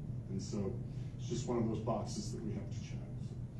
So, I'm happy to answer questions. I know this is a little bit unusual, but something that does come up often in these sorts of Yes, sir. I think you stressed it the best, and Mr. Cato, I just whispered to him to tell him to stress it even more. This is not our debt. This is just a process that they have to go through. And Mr. Cato, I'm going to make sure you hit it on. Yes, ma'am. It's not a debt of the city. We don't have to pay any money. And furthermore, if something were to fail and they couldn't pay their bonds back, this is not a city of, it wouldn't show up in records as a city of Killeen default. It would be the Public Facilities Corporation of Oglesby. So correct. This is the only thing as far as financing that you would have is this vote, and then it's all on them. And it's another construction project in the city that goes through all the same processes as any other one. But once again, no city money involved, no city debt incurred, no delay, no future payments, no obligation. It's just a process that, the way the process works, it has to come before us. Yes, ma'am. Anyone? All right, thank you, sir. Thank you so much for your time. Madam Secretary. RS 24114. Consider a memorandum resolution supporting the application to National Park Service for Land and Water Conservation Fund, State Assistance, Bus Readiness and Recreation Initiative, FY '24, for Westside Regional Park Phase 1, in the cost estimated amount of $8,300,000. Thank you, Madam Secretary, and welcome back, Mr. Provost. Good evening again, Madam Mayor, City Council, City Manager, and citizens of Killeen. So before you is the 2024 LWCF State Assistance Plus Readiness and Recreation Initiative for the Westside Regional Park, Phase 1. The Land and Water Conservation Fund State and Local Assistance SLA program provides grants to the states and through them, local units of government for projects that will provide outdoor recreation opportunities to the public. The Department of Defense Readiness Environmental Protection Integration, the REPI program, protects the nation's military readiness, enhances relationships with the communities, preserves the environment, and improves military installation community resilience through climate change. Applications are due to the Texas Parks and Wildlife Department, our state lead agency partner for this grant, by June 28th, 2024. The items eligible for funding are planning costs, outdoor recreation amenities, trails, and facilities such as restrooms and changing areas. The Readiness and the Recreation Initiative will seek to fund projects that will acquire and enhance lands for public outdoor recreation that are also within the geographical scope of an agreement between the state and local government or a conservation-focused non-government entity and the military department pursuant to 10 U.S.C. Code 2684 Alpha. The LWCF Act generally requires that a program projects be cost-shared with non-federal, state, local, or non-government or private funds at a ratio of 1 to 1. Currently, the request is for $8.3 million estimated for the cost of this project. The city's match will be $4.15 million for Phase 1. And here's a map depicting the Westside Regional Park. And Phase 1 is actually everything that you have in front of you highlighted in blue, which is the main entrance, the fishing piers, the inner loop trail, the large lakeside pavilion, and the family pavilions, which is estimated for Phase 1. Our recommendation is for the City Council to approve the resolution of support of the application to NPS for LWCF State Assistance Plus Readiness and Recreation Initiative FY24 application for the Westside Regional Park Phase 1. Thank you, sir. There are no questions. You have the next item. Yes, ma'am. Madam Secretary.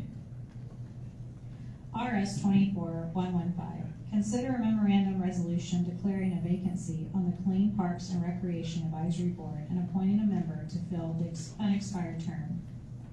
Thank you, Madam Secretary. Mr. Provost. Yes, ma'am. So before you is the Park and Recreation Advisory Board appointment. The mayor and the city council make annual appointments to various boards, commissions, and committees each year and as vacancies occurs.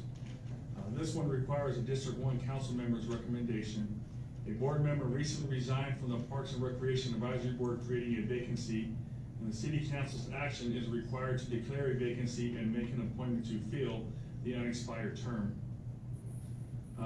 The council member that resigned was Ms. Holly Teal. And the recommendations for city council to declare a vacancy and appoint an individual to fill vacancy on the Parks and Recreation Advisory Board. Thank you, Mr. Provost. Mayor Pro Tem, do you have the name? Juan Marshall.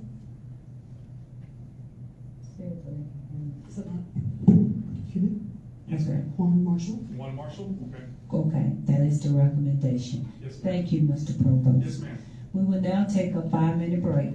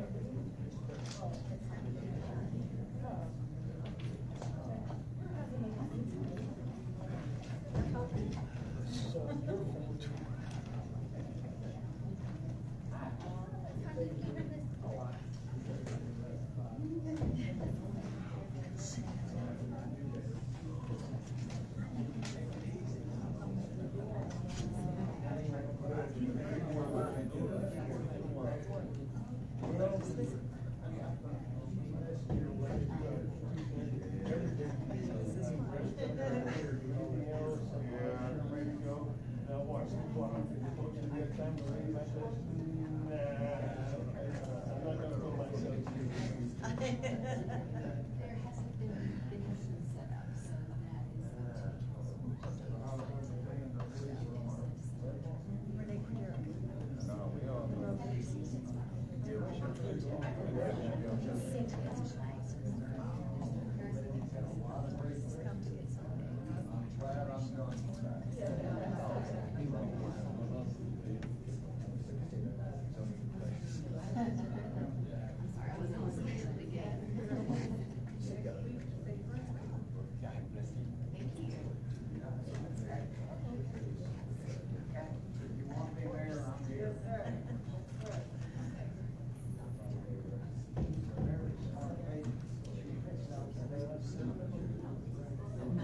No, I don't, but.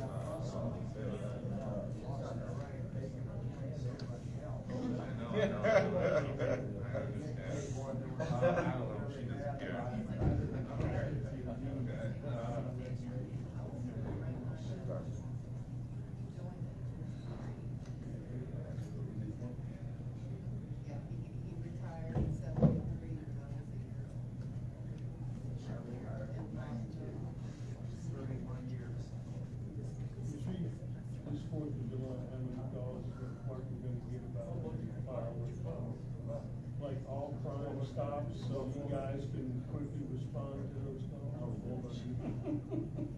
How much?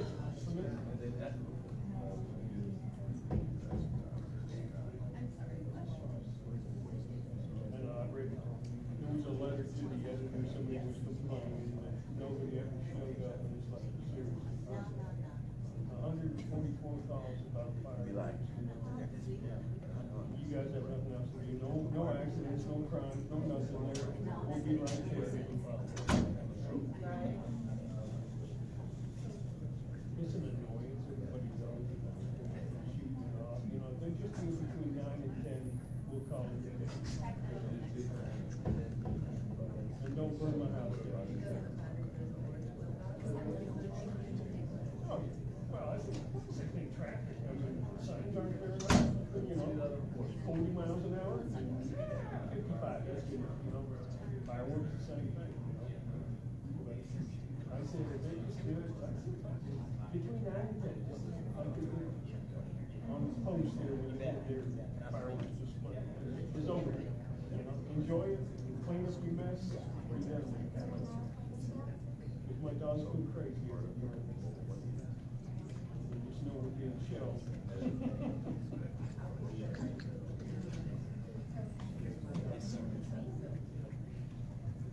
In years past, I tried to get my dog up in Prozac. Didn't work too well. I got a pit bull that barks at the fireworks like that's gonna make it go away, and I got the other one that's terrified, you know.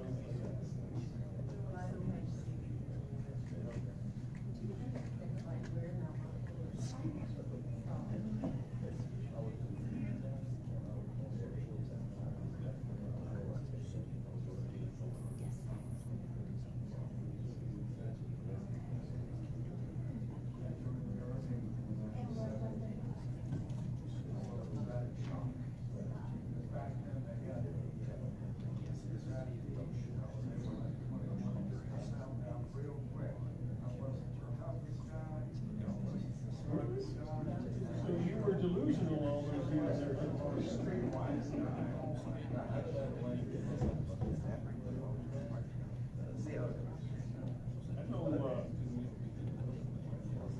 dad, like a lot of guys, lives back there, 15, 16 years old, and it's like you got a pulse sign right here. Didn't have hair on their chin anywhere, but yeah, we'll believe you're 18 years old.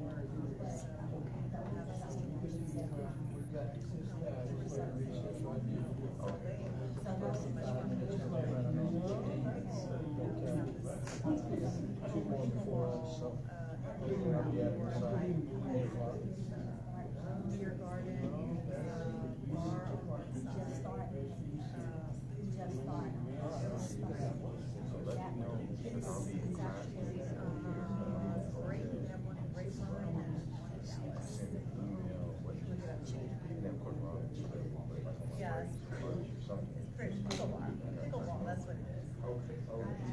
Chicken and pickles. So when I heard, I was like, what?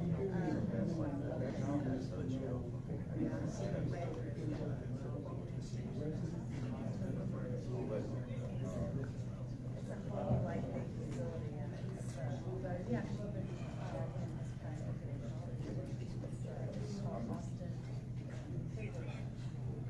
Thank you.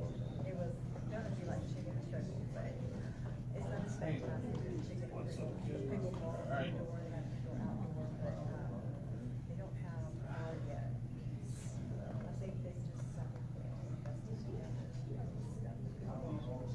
and going and then they're gonna have a garden. It's gonna be great.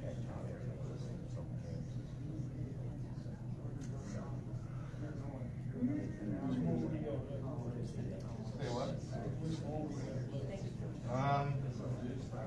1, 2, 3, 4, 5, 6 items.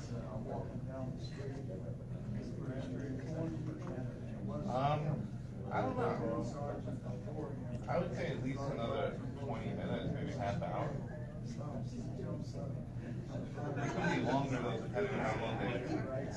Well, the city manager gives me going to close session. So, I mean, I don't know if you're gonna stay around for a closed session. You're not gonna hang out here? Okay.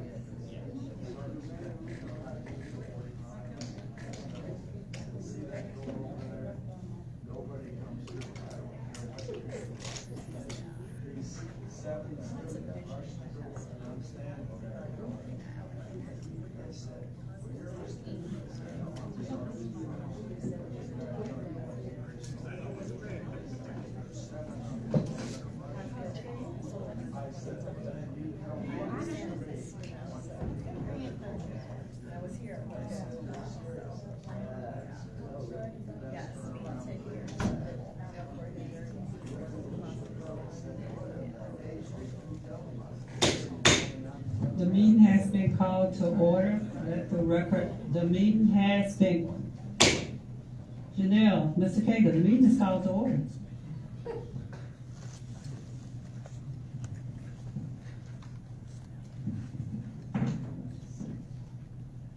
Let the record show Councilmember Solomon is back in the back, and he will be on the dais soon, and Mayor Pro Tem is still on Zoom. Mayor Pro Tem?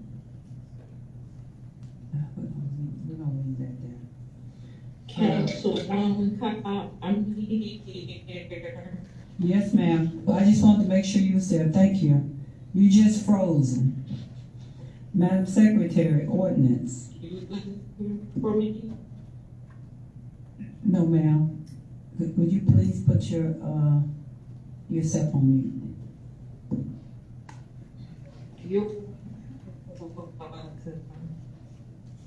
I did. OR 24007. Consider an ordinance adopting an exemption from ad valorem taxes for qualifying child care facilities to apply to the tax year beginning January 1st, 2025. Thank you, Madam Secretary. Mrs. Drake. Thank you, Mayor and Council. So this item was presented on May 21st. I gave the same presentation, so I'm just gonna go over the highlights.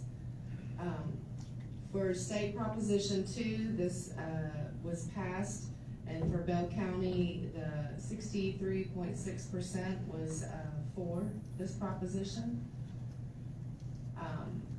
For qualifying child care facilities, it would be for owner-operators that participate in the Texas Workforce Commission's Texas Rising Star Program, and at which at least 20% of the total number of children enrolled at the facility receive subsidized child care services. And if any property owner leases property to one of the qualifying child care facilities, they would be able to provide a specific affidavit form certifying that the property owner has provided the child care facility with a reduced rent charge for the lease of the property that fully reflects the reduction of the property tax exemption. So the fiscal impact, we were able to identify there are 30 providers listed with agreements on the Texas Workforce Commission website, and the fiscal impact at 50% of tax exemption would be $30,000 in revenue loss, and at 100% tax exemption it would be $60,000.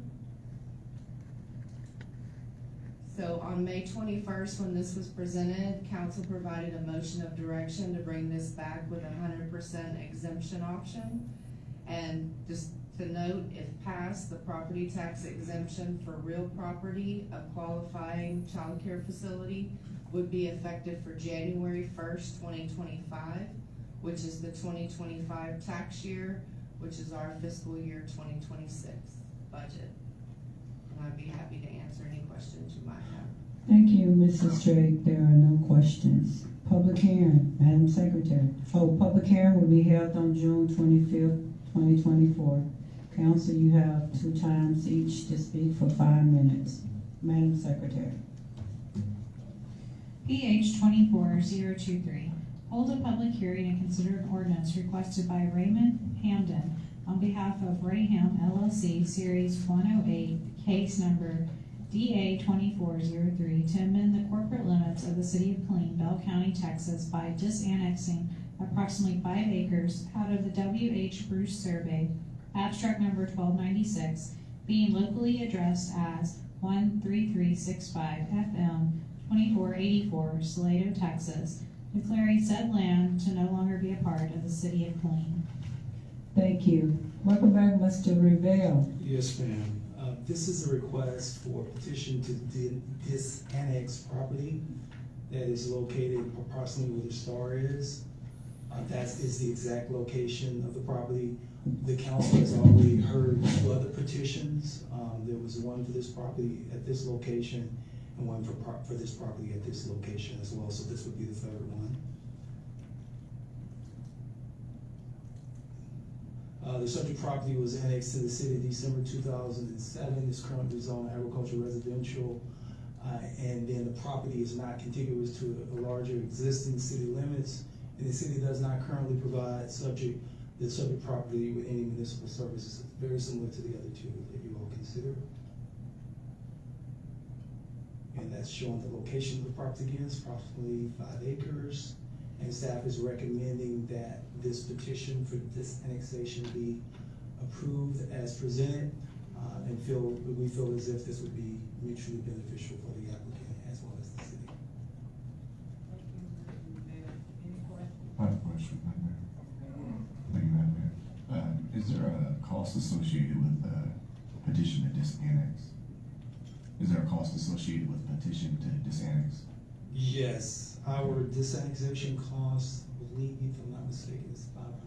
Okay, I'm asking because it looks like the same area is going through a period of these to knock them all out. And I was wondering if there's some type of package or anything that's available where they're not having to pay $500 each time with the properties being abutting each other like we've seen so far. And I do need to follow up on that for you too. I know coming into our new fee schedule, we clarified that.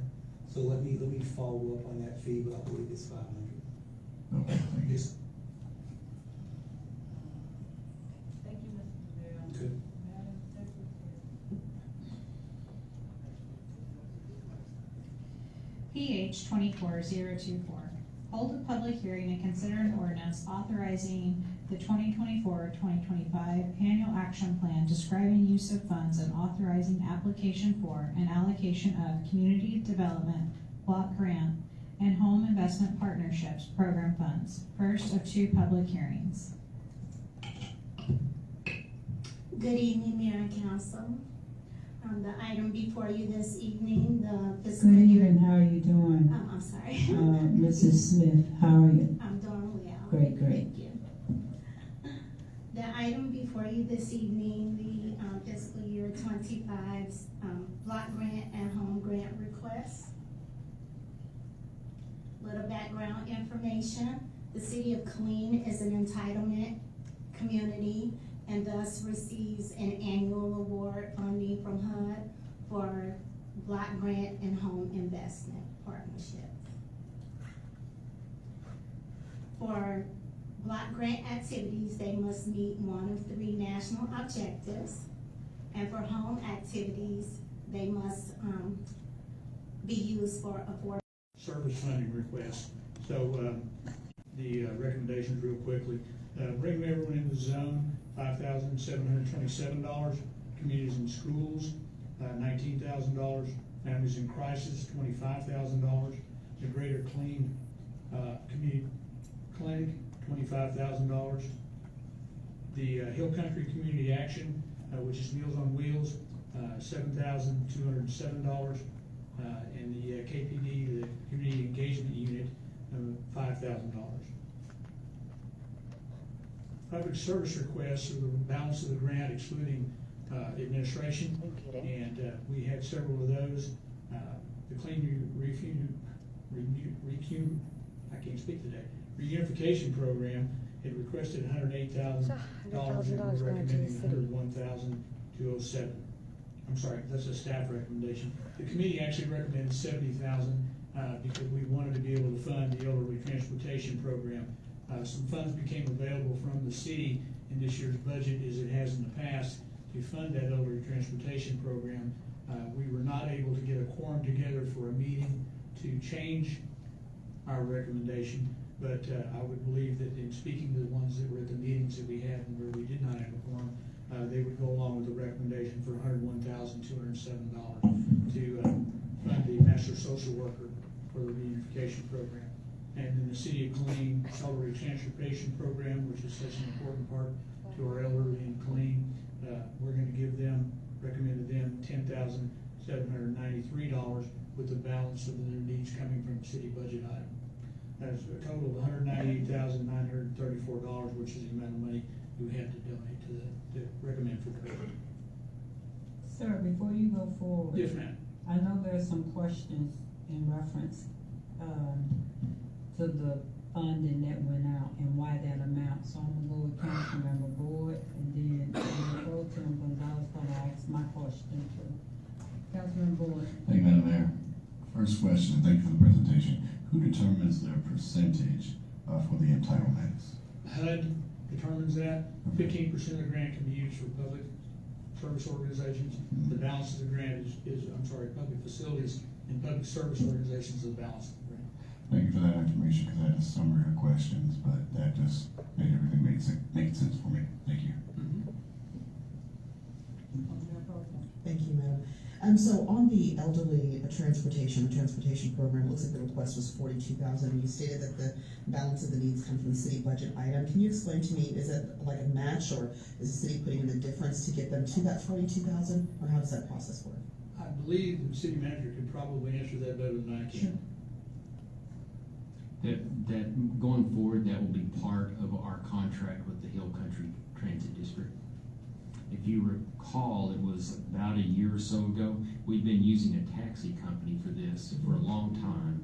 That was a very low cost option, and they decided to retire and close down their business.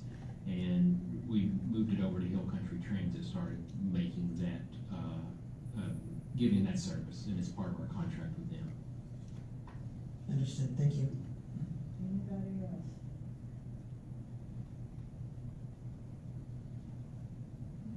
Madam Mayor, thanks. I didn't have a question. I thank you for what y'all doing. I haven't been on the committee. That's a hard task to decide who gets what. But my question is, was there an increase of funds this year compared to over last year? I don't know the answer to that.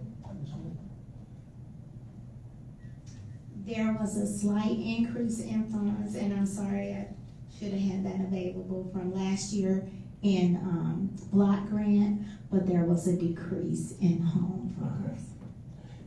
Okay. Thanks. And then you guys, you in your process, so for council and citizen edification, you conduct a public meeting to gain the information, the priorities before you sit down and do this, still correct? Yes, sir, that's correct. We actually have each of the applicants come in, and we give them a time to make a presentation and answer questions from the committee to determine who is eligible and how much we're willing to recommend to fund for each of those. And then before that, you still get input from the citizens, the public, Yes, sir. to determine what our priorities are. Yes, sir. There are two public meetings that are held in January, February for the community as a whole to come in and talk about the different things that the city needs, what they consider their priorities.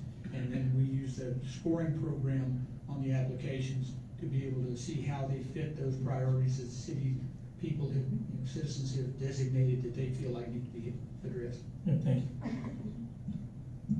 Councilman Solomon? Thank you, Madam Mayor. I wanted to know, I noticed that families in crisis, of course, got recommendation is 25. And then I'm looking here at Hill Country Meals on Wheels. They requested 13.6, and they only recommendation was 7. I'm just concerned about the senior citizens. I know the families in crisis. What was the last year, if you can recall, what we gave families in crisis? I don't believe we gave them anything last year. Okay, did not they receive a grant?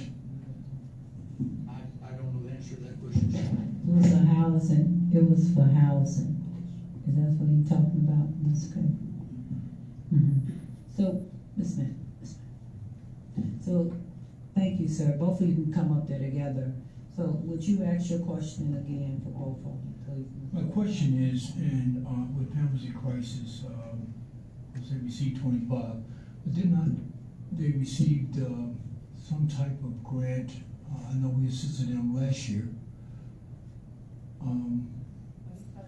The ARPA funds. Yes. Two different things. What is?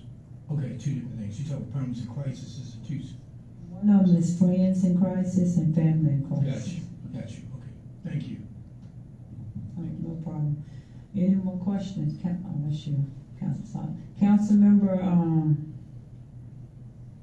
Cobb, do you have any questions? Mayor, she got disconnected. We're trying to get her back. Okay, Councilmember Boyd. Thank you, Madam Mayor.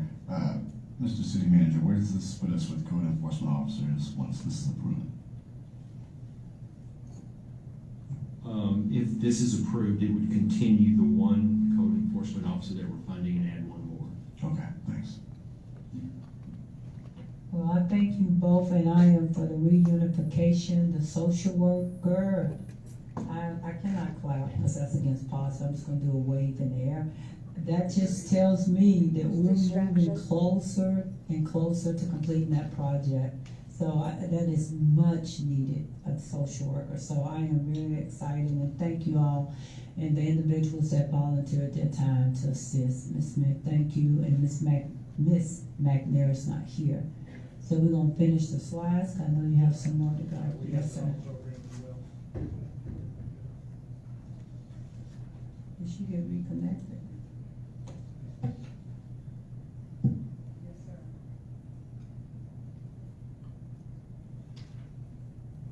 Yeah, we have one more within that group that did not receive any funding.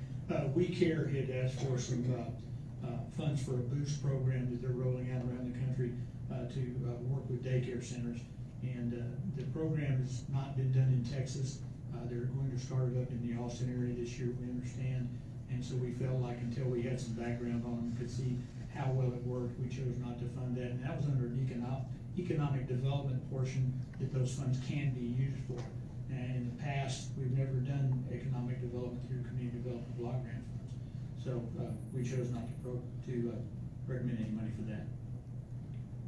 And then for code enforcement, city had requested $58,000, $465, which was the forward commitment of 3 years that we agreed to do to hire somebody on rather than doing 1 year at a time. And this is the final year of that. We're recommending you fund that. And for going forward, we're looking for another 3-year forward funding agreement where we agree to set that money aside in forward-thinking years of $61,972.64.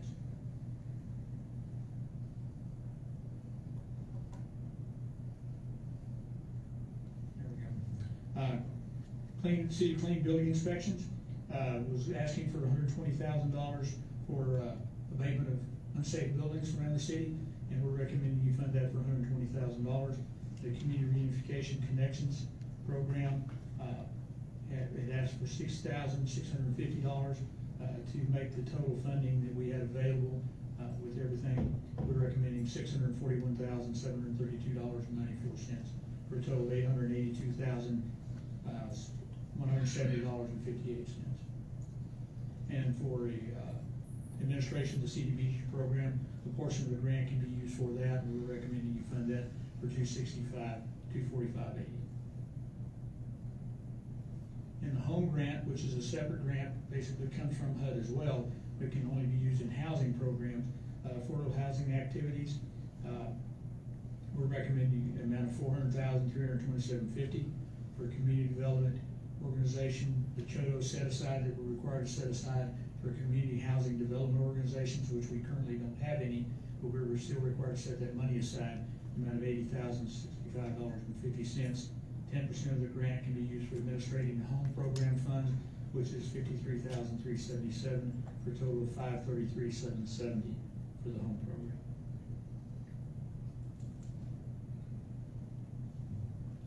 And the administration requests and recommendations, same one I had it. So, sir. Yes, ma'am. Councilman Boyd, do you have any questions on those slides? I mean, I'm just curious how much abatement could we expect is possible, or could be carried out with that $120,000? According to the presentation made, they can use that $120,000 within the next fiscal year. Okay. Right, I'm asking how much abatement could they probably accomplish? They said approximately $12,000 per unit is what they spend to abate a house or a building that's going to be taken down. Thank you. Councilman, let the record show Councilman Cobb is back on Zoom. I believe that's all we had, Madam Mayor. All right. I'm going to let Ms. Smith. Thank you, sir. We will have a citizens comment period that we're required to have a 30-day citizen comment period that will be from June 23rd through July 23rd. And then your next steps, June 23rd will be, the notice will be published in the Killeen Daily Herald and on the city's website.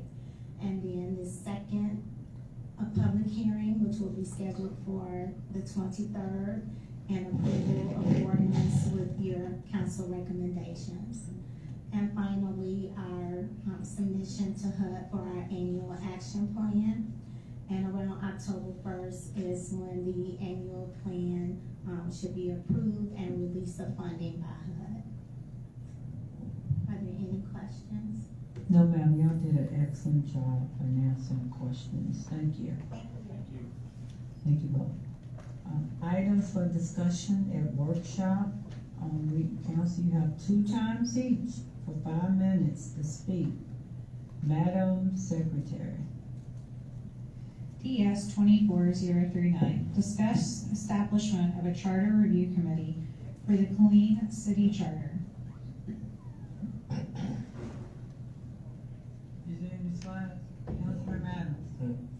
Thank you, Madam Mayor. So future agenda item request, that was already approved for now, and I'm asked, our charter is a foundation document for our government, and over time, changes in our local community and legal environment and operational best practices can make certain aspects of the charter less effective or outdated.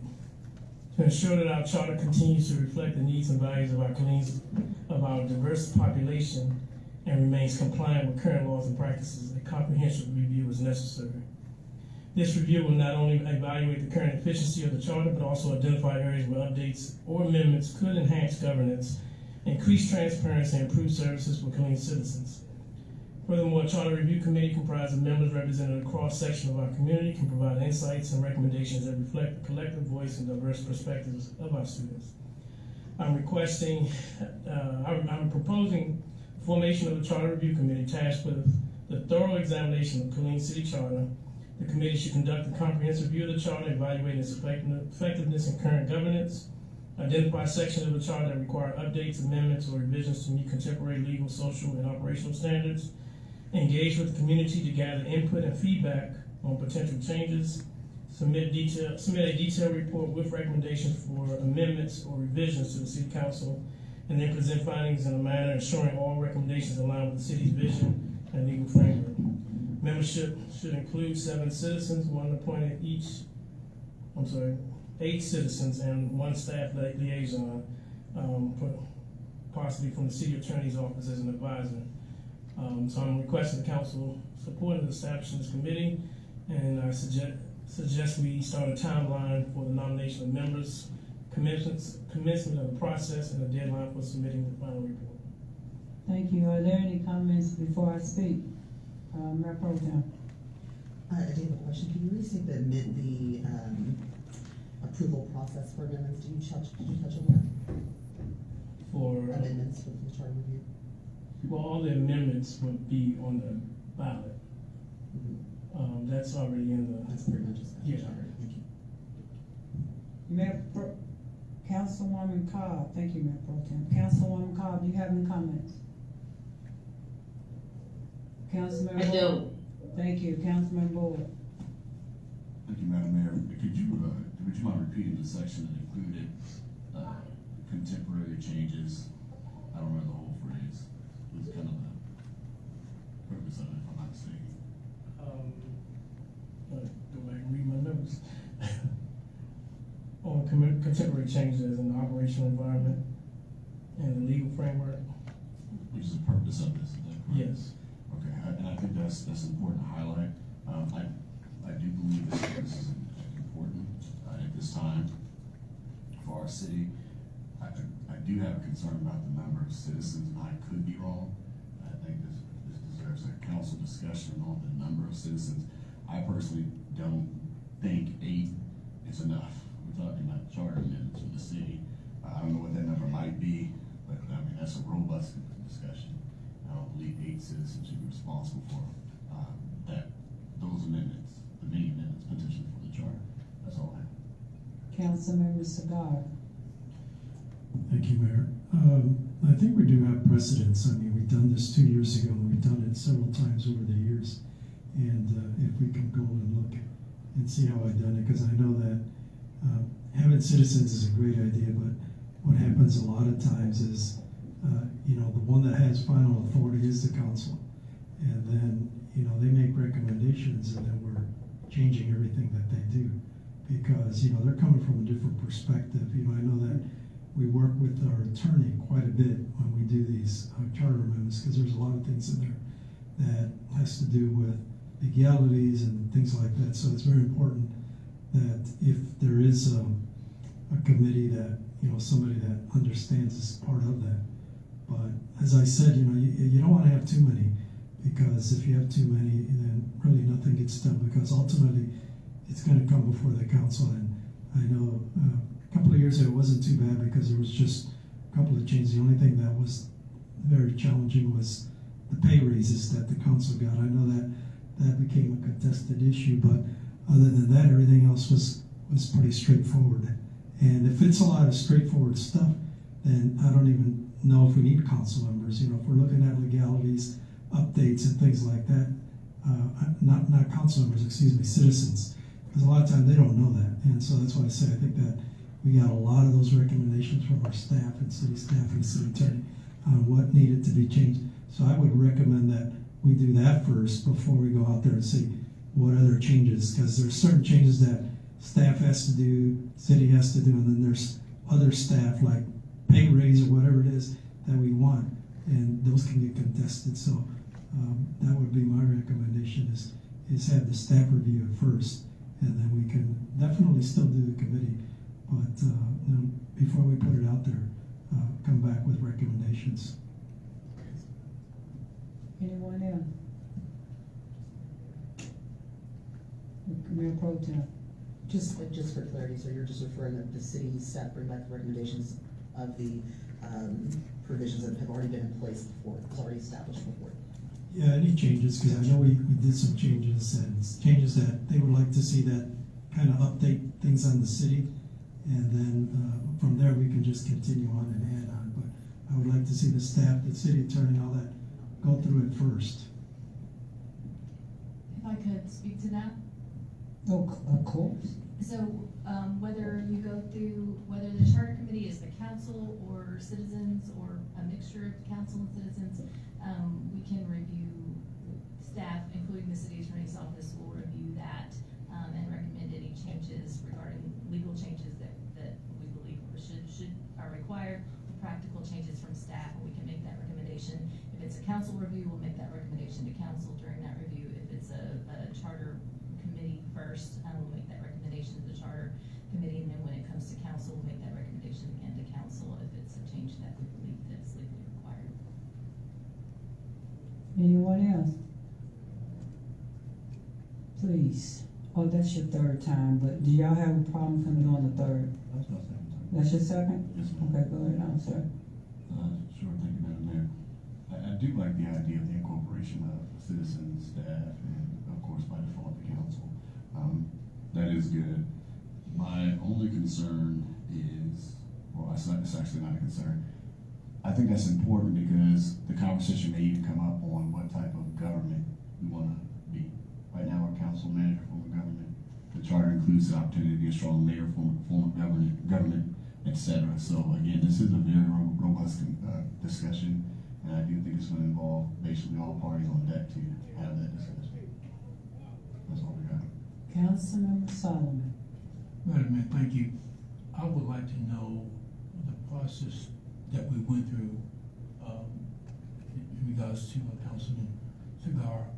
From what I understand, the council did that review, 2 years ago? Yes, I will let the city attorney give you the correct information. Madam City Attorney, Councilman Solomon, question was the process that we did 2 years ago when this council went through the charter, which is a long process. Could you explain that process, please?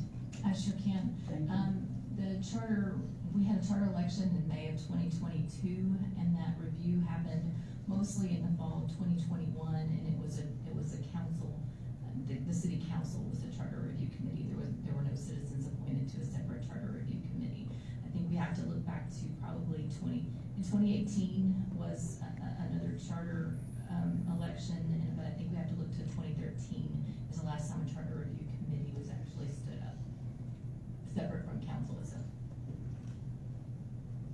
Thank you. Anyone else? All right, thank you. These are my comments on this. The charter is sacred. It's a sacred document. It's just like the Constitution of the United States of America. The charter is what dictates how the city is ran. And this is something that you or me or anyone else cannot take lightly. We went through it, Councilmember Segar is correct, we went through it 2 years and we went into details. It's extremely a long process. And when you do a charter, you get it right. I can understand if our council have changed, well, Councilmember Solomon, Councilmember Alvarez. So whatever this committee we decide, whether it's 7, 4, 5, it does not represent 158,000 plus people. Even when we went through the charter, it was not in detail. We were asking 4, 5, or 6 people to go through the charter and go in detail. It's just another committee. Staff gonna have to take up their time. It's not like they don't have any other committee, any job, especially during budget season. And we're asking them to team up with them to go in detail with the charter based on 7 of us and how many other people you put on this committee.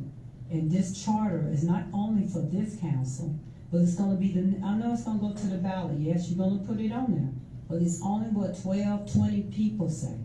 Then we say we're gonna send a survey, we're gonna reach out to other people, and I understand the purpose of a charter review because 2 years ago we requested that. And if we would have followed it 2 years ago, we would have went in detail as Councilmember Segarra requested it 2 years ago, but we didn't. I just don't want us to take this lightly, that we really take some time to think about this, because this is our city charter. Mr. Boyd, you can speak up. You talking to Adams, you can speak in your mic so I can hear. So whatever the council decide, I just want us to make sure that the council member, Segar, and I guess I go back to him because he's been a former mayor, and he's been on here the longest, and he's seen a lot of stuff and how this can go good and how this can go bad. But one of the things he said, I agree with. The caliber of people that you're asking to sit on this review board, they gotta have some kind of working knowledge and understanding, because if not, our city attorney, which we already know her caseload, or our assistant city manager, and we're constantly piling on them new projects, they gonna have to take out their time and walk them through the process. This is something that, if you do it right. And what I heard tonight is not enough details to say how long this process is going to be, what caliber of people, what type of people do you want, what are they looking for? We just went through this 2 years ago. So only thing in my mind, there's going to be some major, this is already in play. I can't stop it. When it hit here, it was in play. I can't stop what's going to happen. I know the vote is here. But the point I'm trying to make, do not take this lightly. When we make the decision, get the 4 votes of 5, that we have the right people, we have a timeline, and we need to give them some kind of guideline. What are you looking for, council? You have spoken twice, Councilwoman Gonzalez, haven't you? Oh, ask your question. Oh, yeah, you didn't talk. You can talk, Mayor Pro Tem.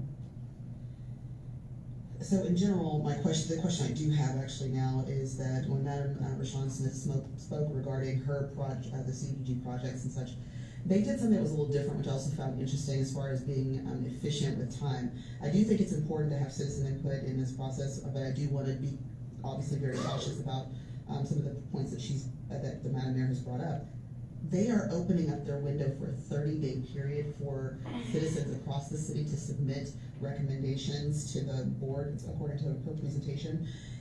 would it not be feasible to do something similar to that as it relates to the charter, so that as the citizens have that 30-day window across the city of Killeen to submit their information or feedback, that we then review it? Would that not be a more feasible option?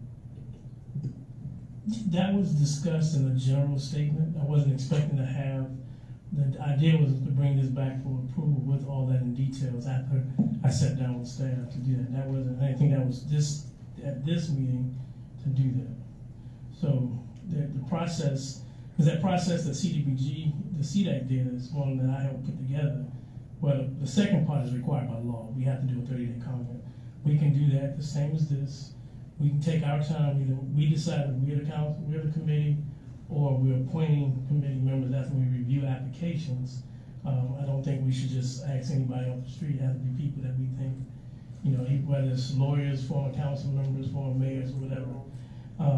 But the idea I had was a basic framework of how I think it should happen over a period, and they come back to us with enough time for us to deliberate, and we decide whether to put that on the ballot, and within enough time to get it on the ballot with the Secretary of State's reporting requirements. Thank you. So Councilmember Adams, since this is not detailed and you bringing it to the council, what I highly recommend this be tabled and you bring something back to them and make it in detail after talking to staff, because there's no need of voting on something that is not concrete. But we can't vote tonight anyway. I mean, motion of direction. So the idea was to come back with some concrete when we actually have to vote on it. Councilmember Solomon, this is your last time. Okay, my question is, what is, if we went over this 3 years ago, what is the purpose of it now? Why are we reviewing it now? I mean, is it something that a lot of things that we saw in the charter that we need, or is this just every 3 years we're supposed to do this? It was 2 years ago, and that's what Councilmember Zagarra just said, but we're gonna go back to Councilmember Adams.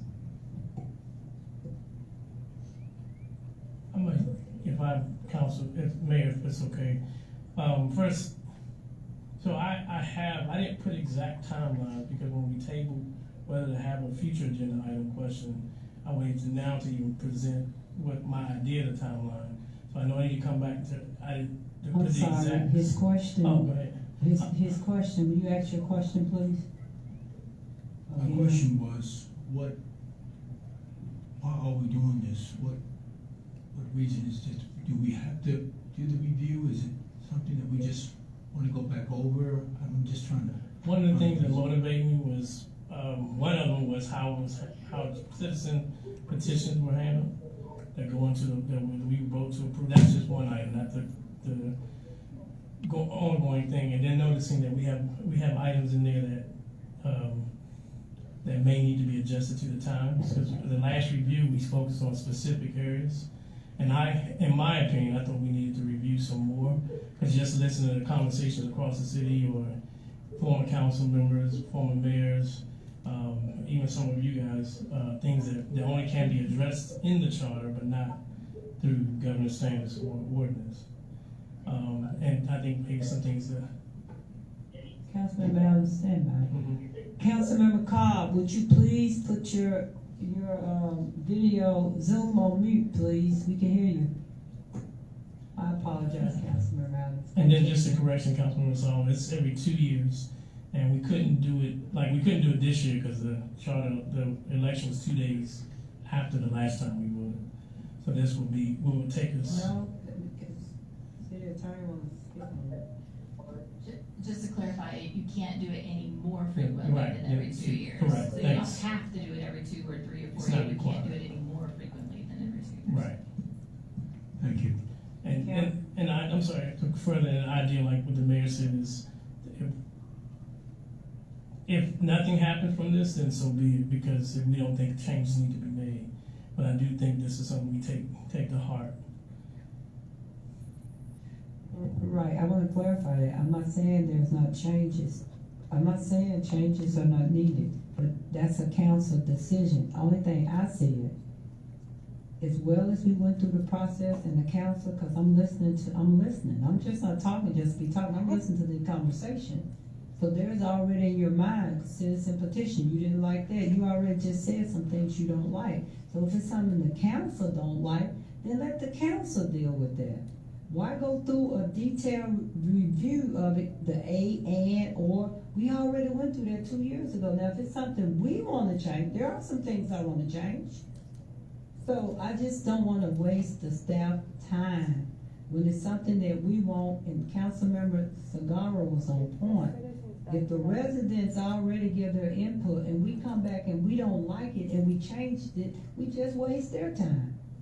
That's what I meant on that. Councilwoman Call. Mayor, council. We're gonna come back to you because we cannot understand you. I'm not being funny. You froze. I'm smiling. I'm not laughing. I'm smiling. Put yourself on mute till you can get your face unfroze. Mayor, Councilwoman Carl, you froze. Put yourself on mute. We'll get back to you when you just unfreeze your face. Oh Lord. Would you put yourself on mute, please? Please? We'll come back. Councilmember Sagara. Thank you, Mayor. Sorry, she not gonna put it. Okay, try your best to get it out. Even though we can't hear you, we don't understand you, but go ahead on.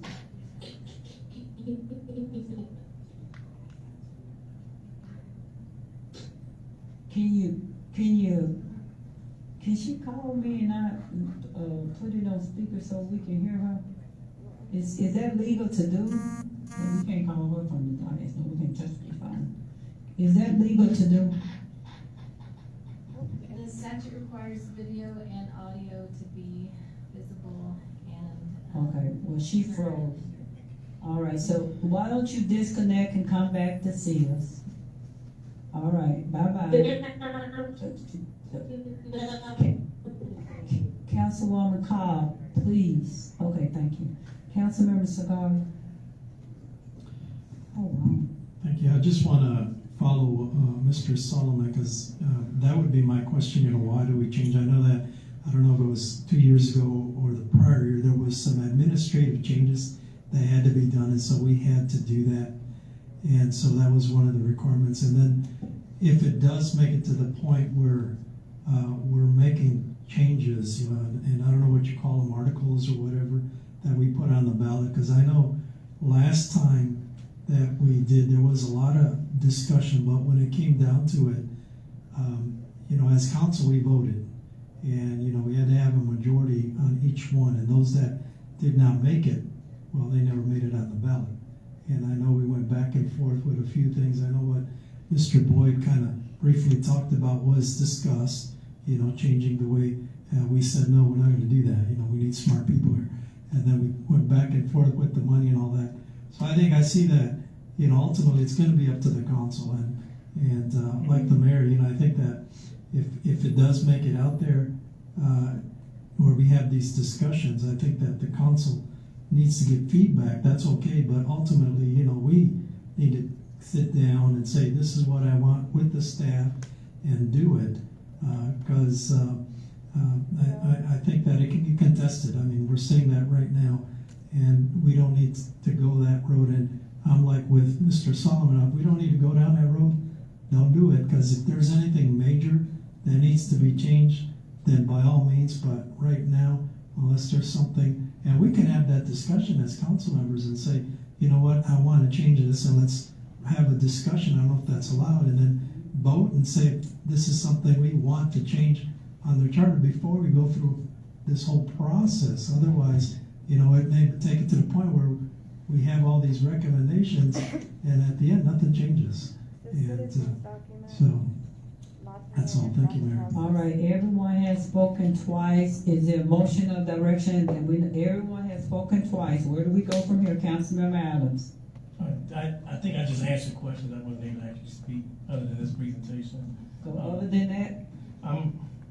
I I hear what you are saying about that, but it's not I know creating committee is not the end of the world. Councilmember Adams, she's spoken twice. Do you have a motion of direction? Madam Mayor, one of those was answering questions. Okay. It wasn't my actual time. And I do have a motion of direction that I'll just do that. I move that we proceed with the development and creation of the committee for presentation at the next workshop. I'm gonna second All in favor, raise your hand. All opposed? Councilmember Solomon, Councilmember Cobb back on? She's gone. All right, it's what was your,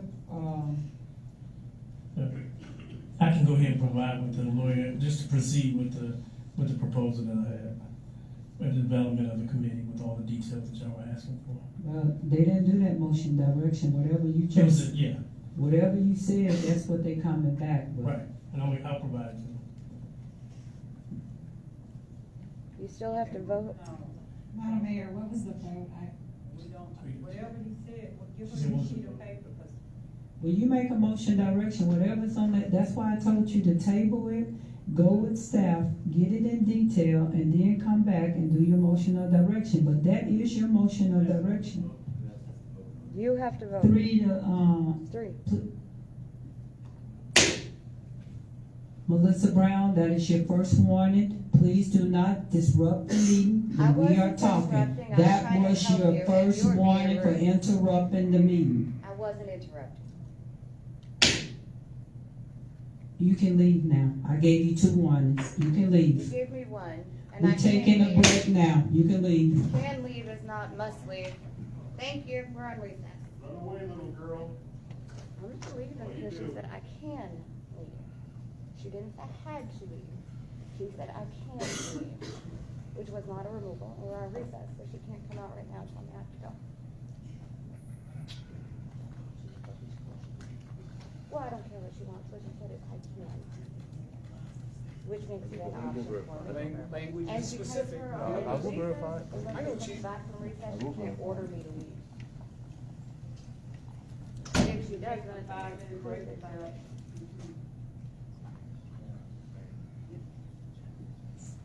And this is a stance of intimidation. I'm just saying, you stand right up against her, is a position of intimidation by a government body. Because you were standing over there at your position. No, I was not over there. No, she was. I was not over there. Where were you? She was back in the room. Oh, you're in the back room? And she was told to be. She was back in the room. Who's over there? She want. No, he She changed. wants you to leave. He was in the back and then he was in front. She told me she wants you to leave. She wants you to leave. I know what she wants. I don't care what she wants. Okay. It's what she said. Are you refusing to leave? She's going to leave, so you can ask her what she wants to do. She already did. Okay.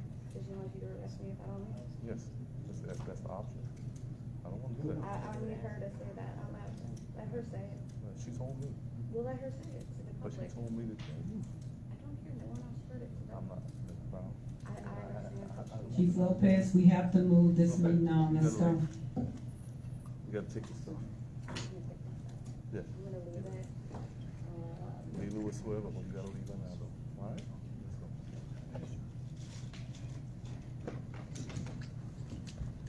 Who you gonna leave it with? Sean?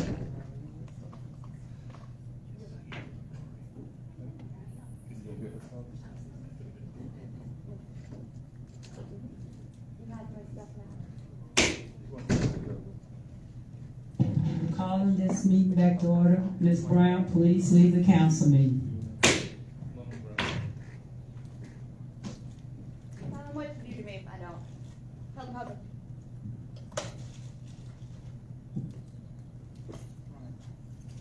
You told me I can leave, not I need to leave. Tell me what.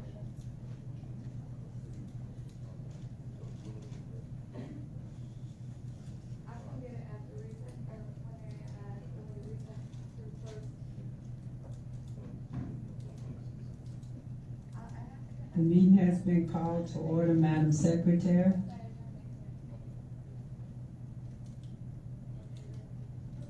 Yes, ma'am. Moving on to the next item. Yes, ma'am. Yes, ma'am. DS 24040, review governing standards. Thank you. Attorney Clemens. Good evening, Mayor and City Council. All right, this is your governing standards item. A little bit of background. The governing standards and expectations were originally adopted in June 2018 and revised annually since then. The intent is for the governing standards to serve as a single source reference containing council rules, protocols, procedures, policies, and expectations for itself, committee members, staff, and the public. Under section 720, that provides that council begins review after the election and then and works to re-adopt an updated version by the end of July each year. So the proposed changes that we have that have already been directed, and so I have them in the presentation and in the proposed draft document that was in the packet. Section 280 list community events where the city provides in-kind non-monetary services, and on April 16th of this year, there was a motion of direction to add the November 5th Memorial Day event to this list. So this will be formally added when you re-adopt the governing standards this year. And then the most recent discussion on this regarding council meetings on June 4th of this year, council directed staff to bring back a proposal to change the frequency of council meetings with the review of the governing standards. So that's what we've done. The changes that were discussed and are included in the draft are to combine the work session meetings with regular meetings to meet twice a month on first and third Tuesdays. That work sessions to receive presentations and discuss items would occur prior to the regular session in that same meeting, and agenda packets would be provided to city council and the public the Tuesday of the week before any regular meeting. And those changes, that's a summary of the changes, but you do see all of the changes in line. There are various references to work sessions and regular meetings that need to be updated to be in line with this, but that's the general direction that I put into the proposed document. So the alternatives at this point are you may continue discussions for further amendments to the governing standards and expectations, or re-adopt the governing standards and expectations as amended at a future meeting. Thank you, Councilmember Adams. I didn't have that right now. Councilmember Solomon. Thank you, Madam Mayor. I'm gonna make a motion of direction that we would amend the standards as read. The governing standards and expectation, a motion on direction to accept them as is. Is there a second to the second? Councilmember Adams. Okay, thank you. Councilman Boyd. Second. Oh, did you want to do that? To the second to the motion? Yes, ma'am. Oh, direction, okay. I apologize. It's Councilmember Solomon made a motion of direction to accept the amendments to our governing standards and expectations as is. And that motion of direction was seconded by Councilmember Boyd. Yes, you have something you want to say for me? Okay, yes, sir. To add to that time to 4 o'clock p.m. So you want what's 4 o'clock p.m.? I mean, to change the frequency of the meetings that we said would be every first and third Tuesday at 5 p.m. I would like to change it to 4 p.m. Okay, so what I'm understanding, you just made the motion of direction to Yes. accept the governing standards and expectations as is with a second by Councilmember Boyd, and you want to amend that and say that you want the council meetings on the first and third Tuesday, I'm sorry, to start at 4 o'clock. Yes. Okay, is there a second to that amendment? May I have a comment, point of order? If you will, according to the existing governing standards, if I'm not mistaken, the meeting time for whether it's a workshop or regular meeting is under the authority of the mayor only. Is that correct? That is correct, but if the motion of direction passed to change that to start at 4, then I would make changes to the governing standards. Sure, I just want to point that out, just so that everyone's Okay, aware. so good point, Councilman Boyd. Clarification. with the time, if the motion of direction passed for 4 o'clock, then that override the mayor deciding of the time of the council meeting. Is that correct? If that motion of direction passed, then I would make changes to that language that says the mayor sets the time, and I would say 4 PM in the document. Okay. Can I get a second? We already went into discussion. I apologize. Second to that motion, Councilman Cigar, to start at 4 o'clock on Tuesday, first and third Tuesday at 4 o'clock. Well, we need a second to the motion first, direction. All right, I'll second it. Okay. So I can talk. Yes, sir. That was one of your recommendations to him. And that's it, that's my point, because I'm with Mr. Solomon, because we're in a workshop right now, and you think about it, right now, we would be taking a break and getting ready to go into a council meeting. And I would consider today's probably a shorter workshop, because we went through those agenda items pretty quick. So I'm in favor of doing it twice a month, as long as we start earlier. Because 5 o'clock will be here to midnight, and you can see, there's hardly anybody in the audience. And so it doesn't make any sense to have late council meetings and nobody's here, and when we're voting. And so I'm even in favor of doing it earlier. So, but I'm also in favor of the mayor choosing if she does it earlier, but I don't know if she wants that burden on her. Well, you know me, because if it wasn't for, okay, are you finished? I'm gonna cut you off. If it was not for 3 of our council members working, if they okay, we can start at 12 o'clock. Oh, no, that's not good. Okay, we can start at 3 o'clock if everyone's okay. 3 o'clock, everyone? Okay, so if 3 o'clock is the time, you have to rescind your second, and you have to rescind your amendment, your first on that. And I'll just set the time.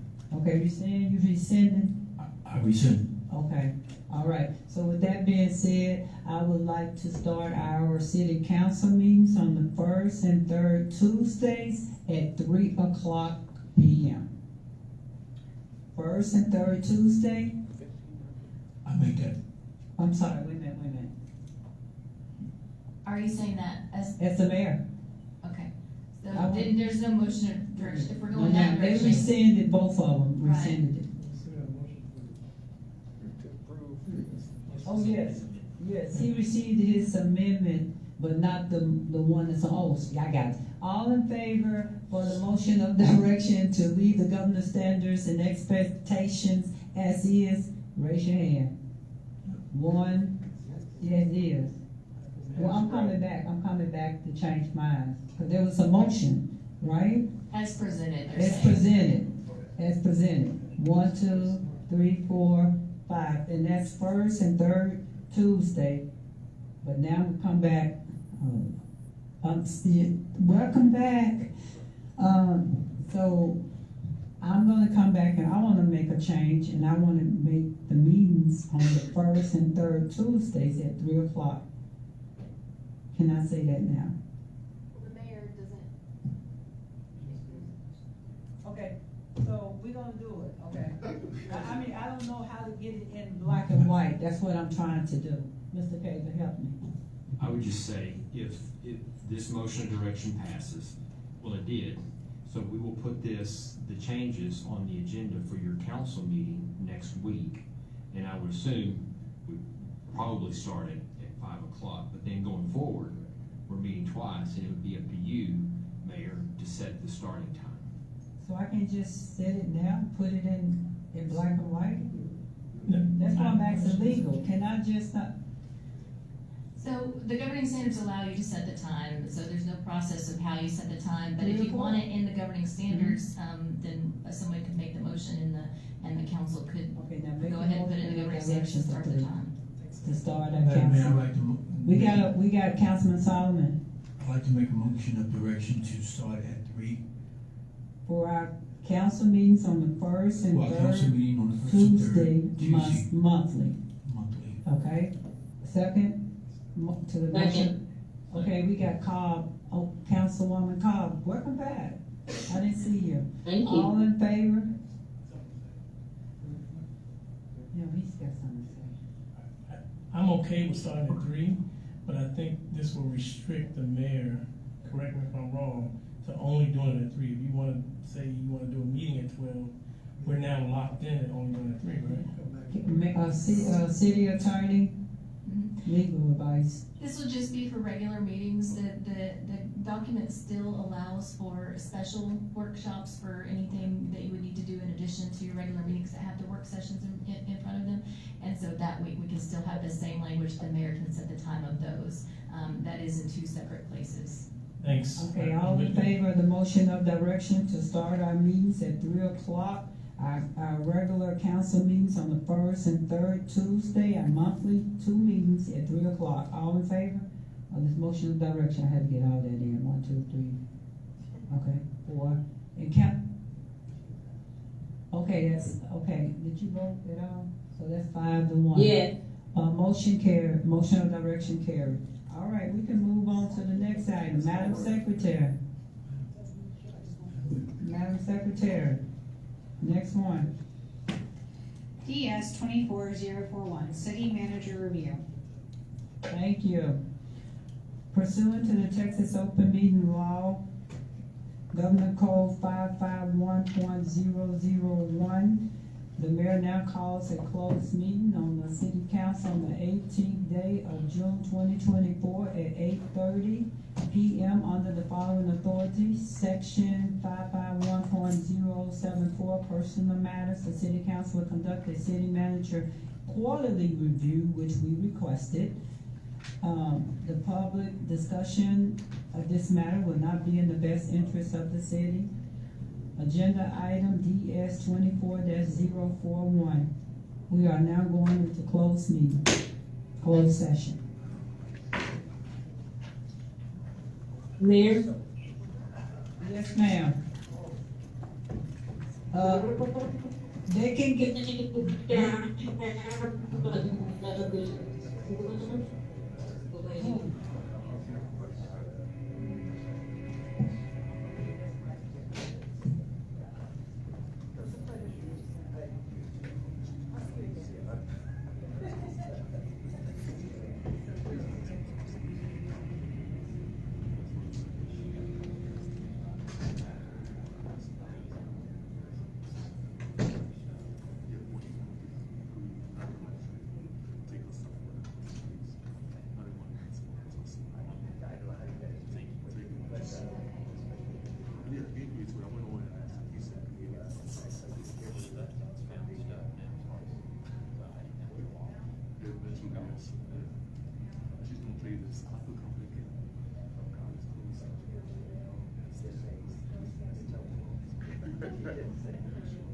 I'm gonna hang around here for like 10 minutes or so, and then I'm gonna move.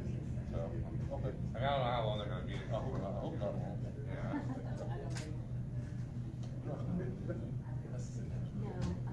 Yeah, personal matters, so when I come back.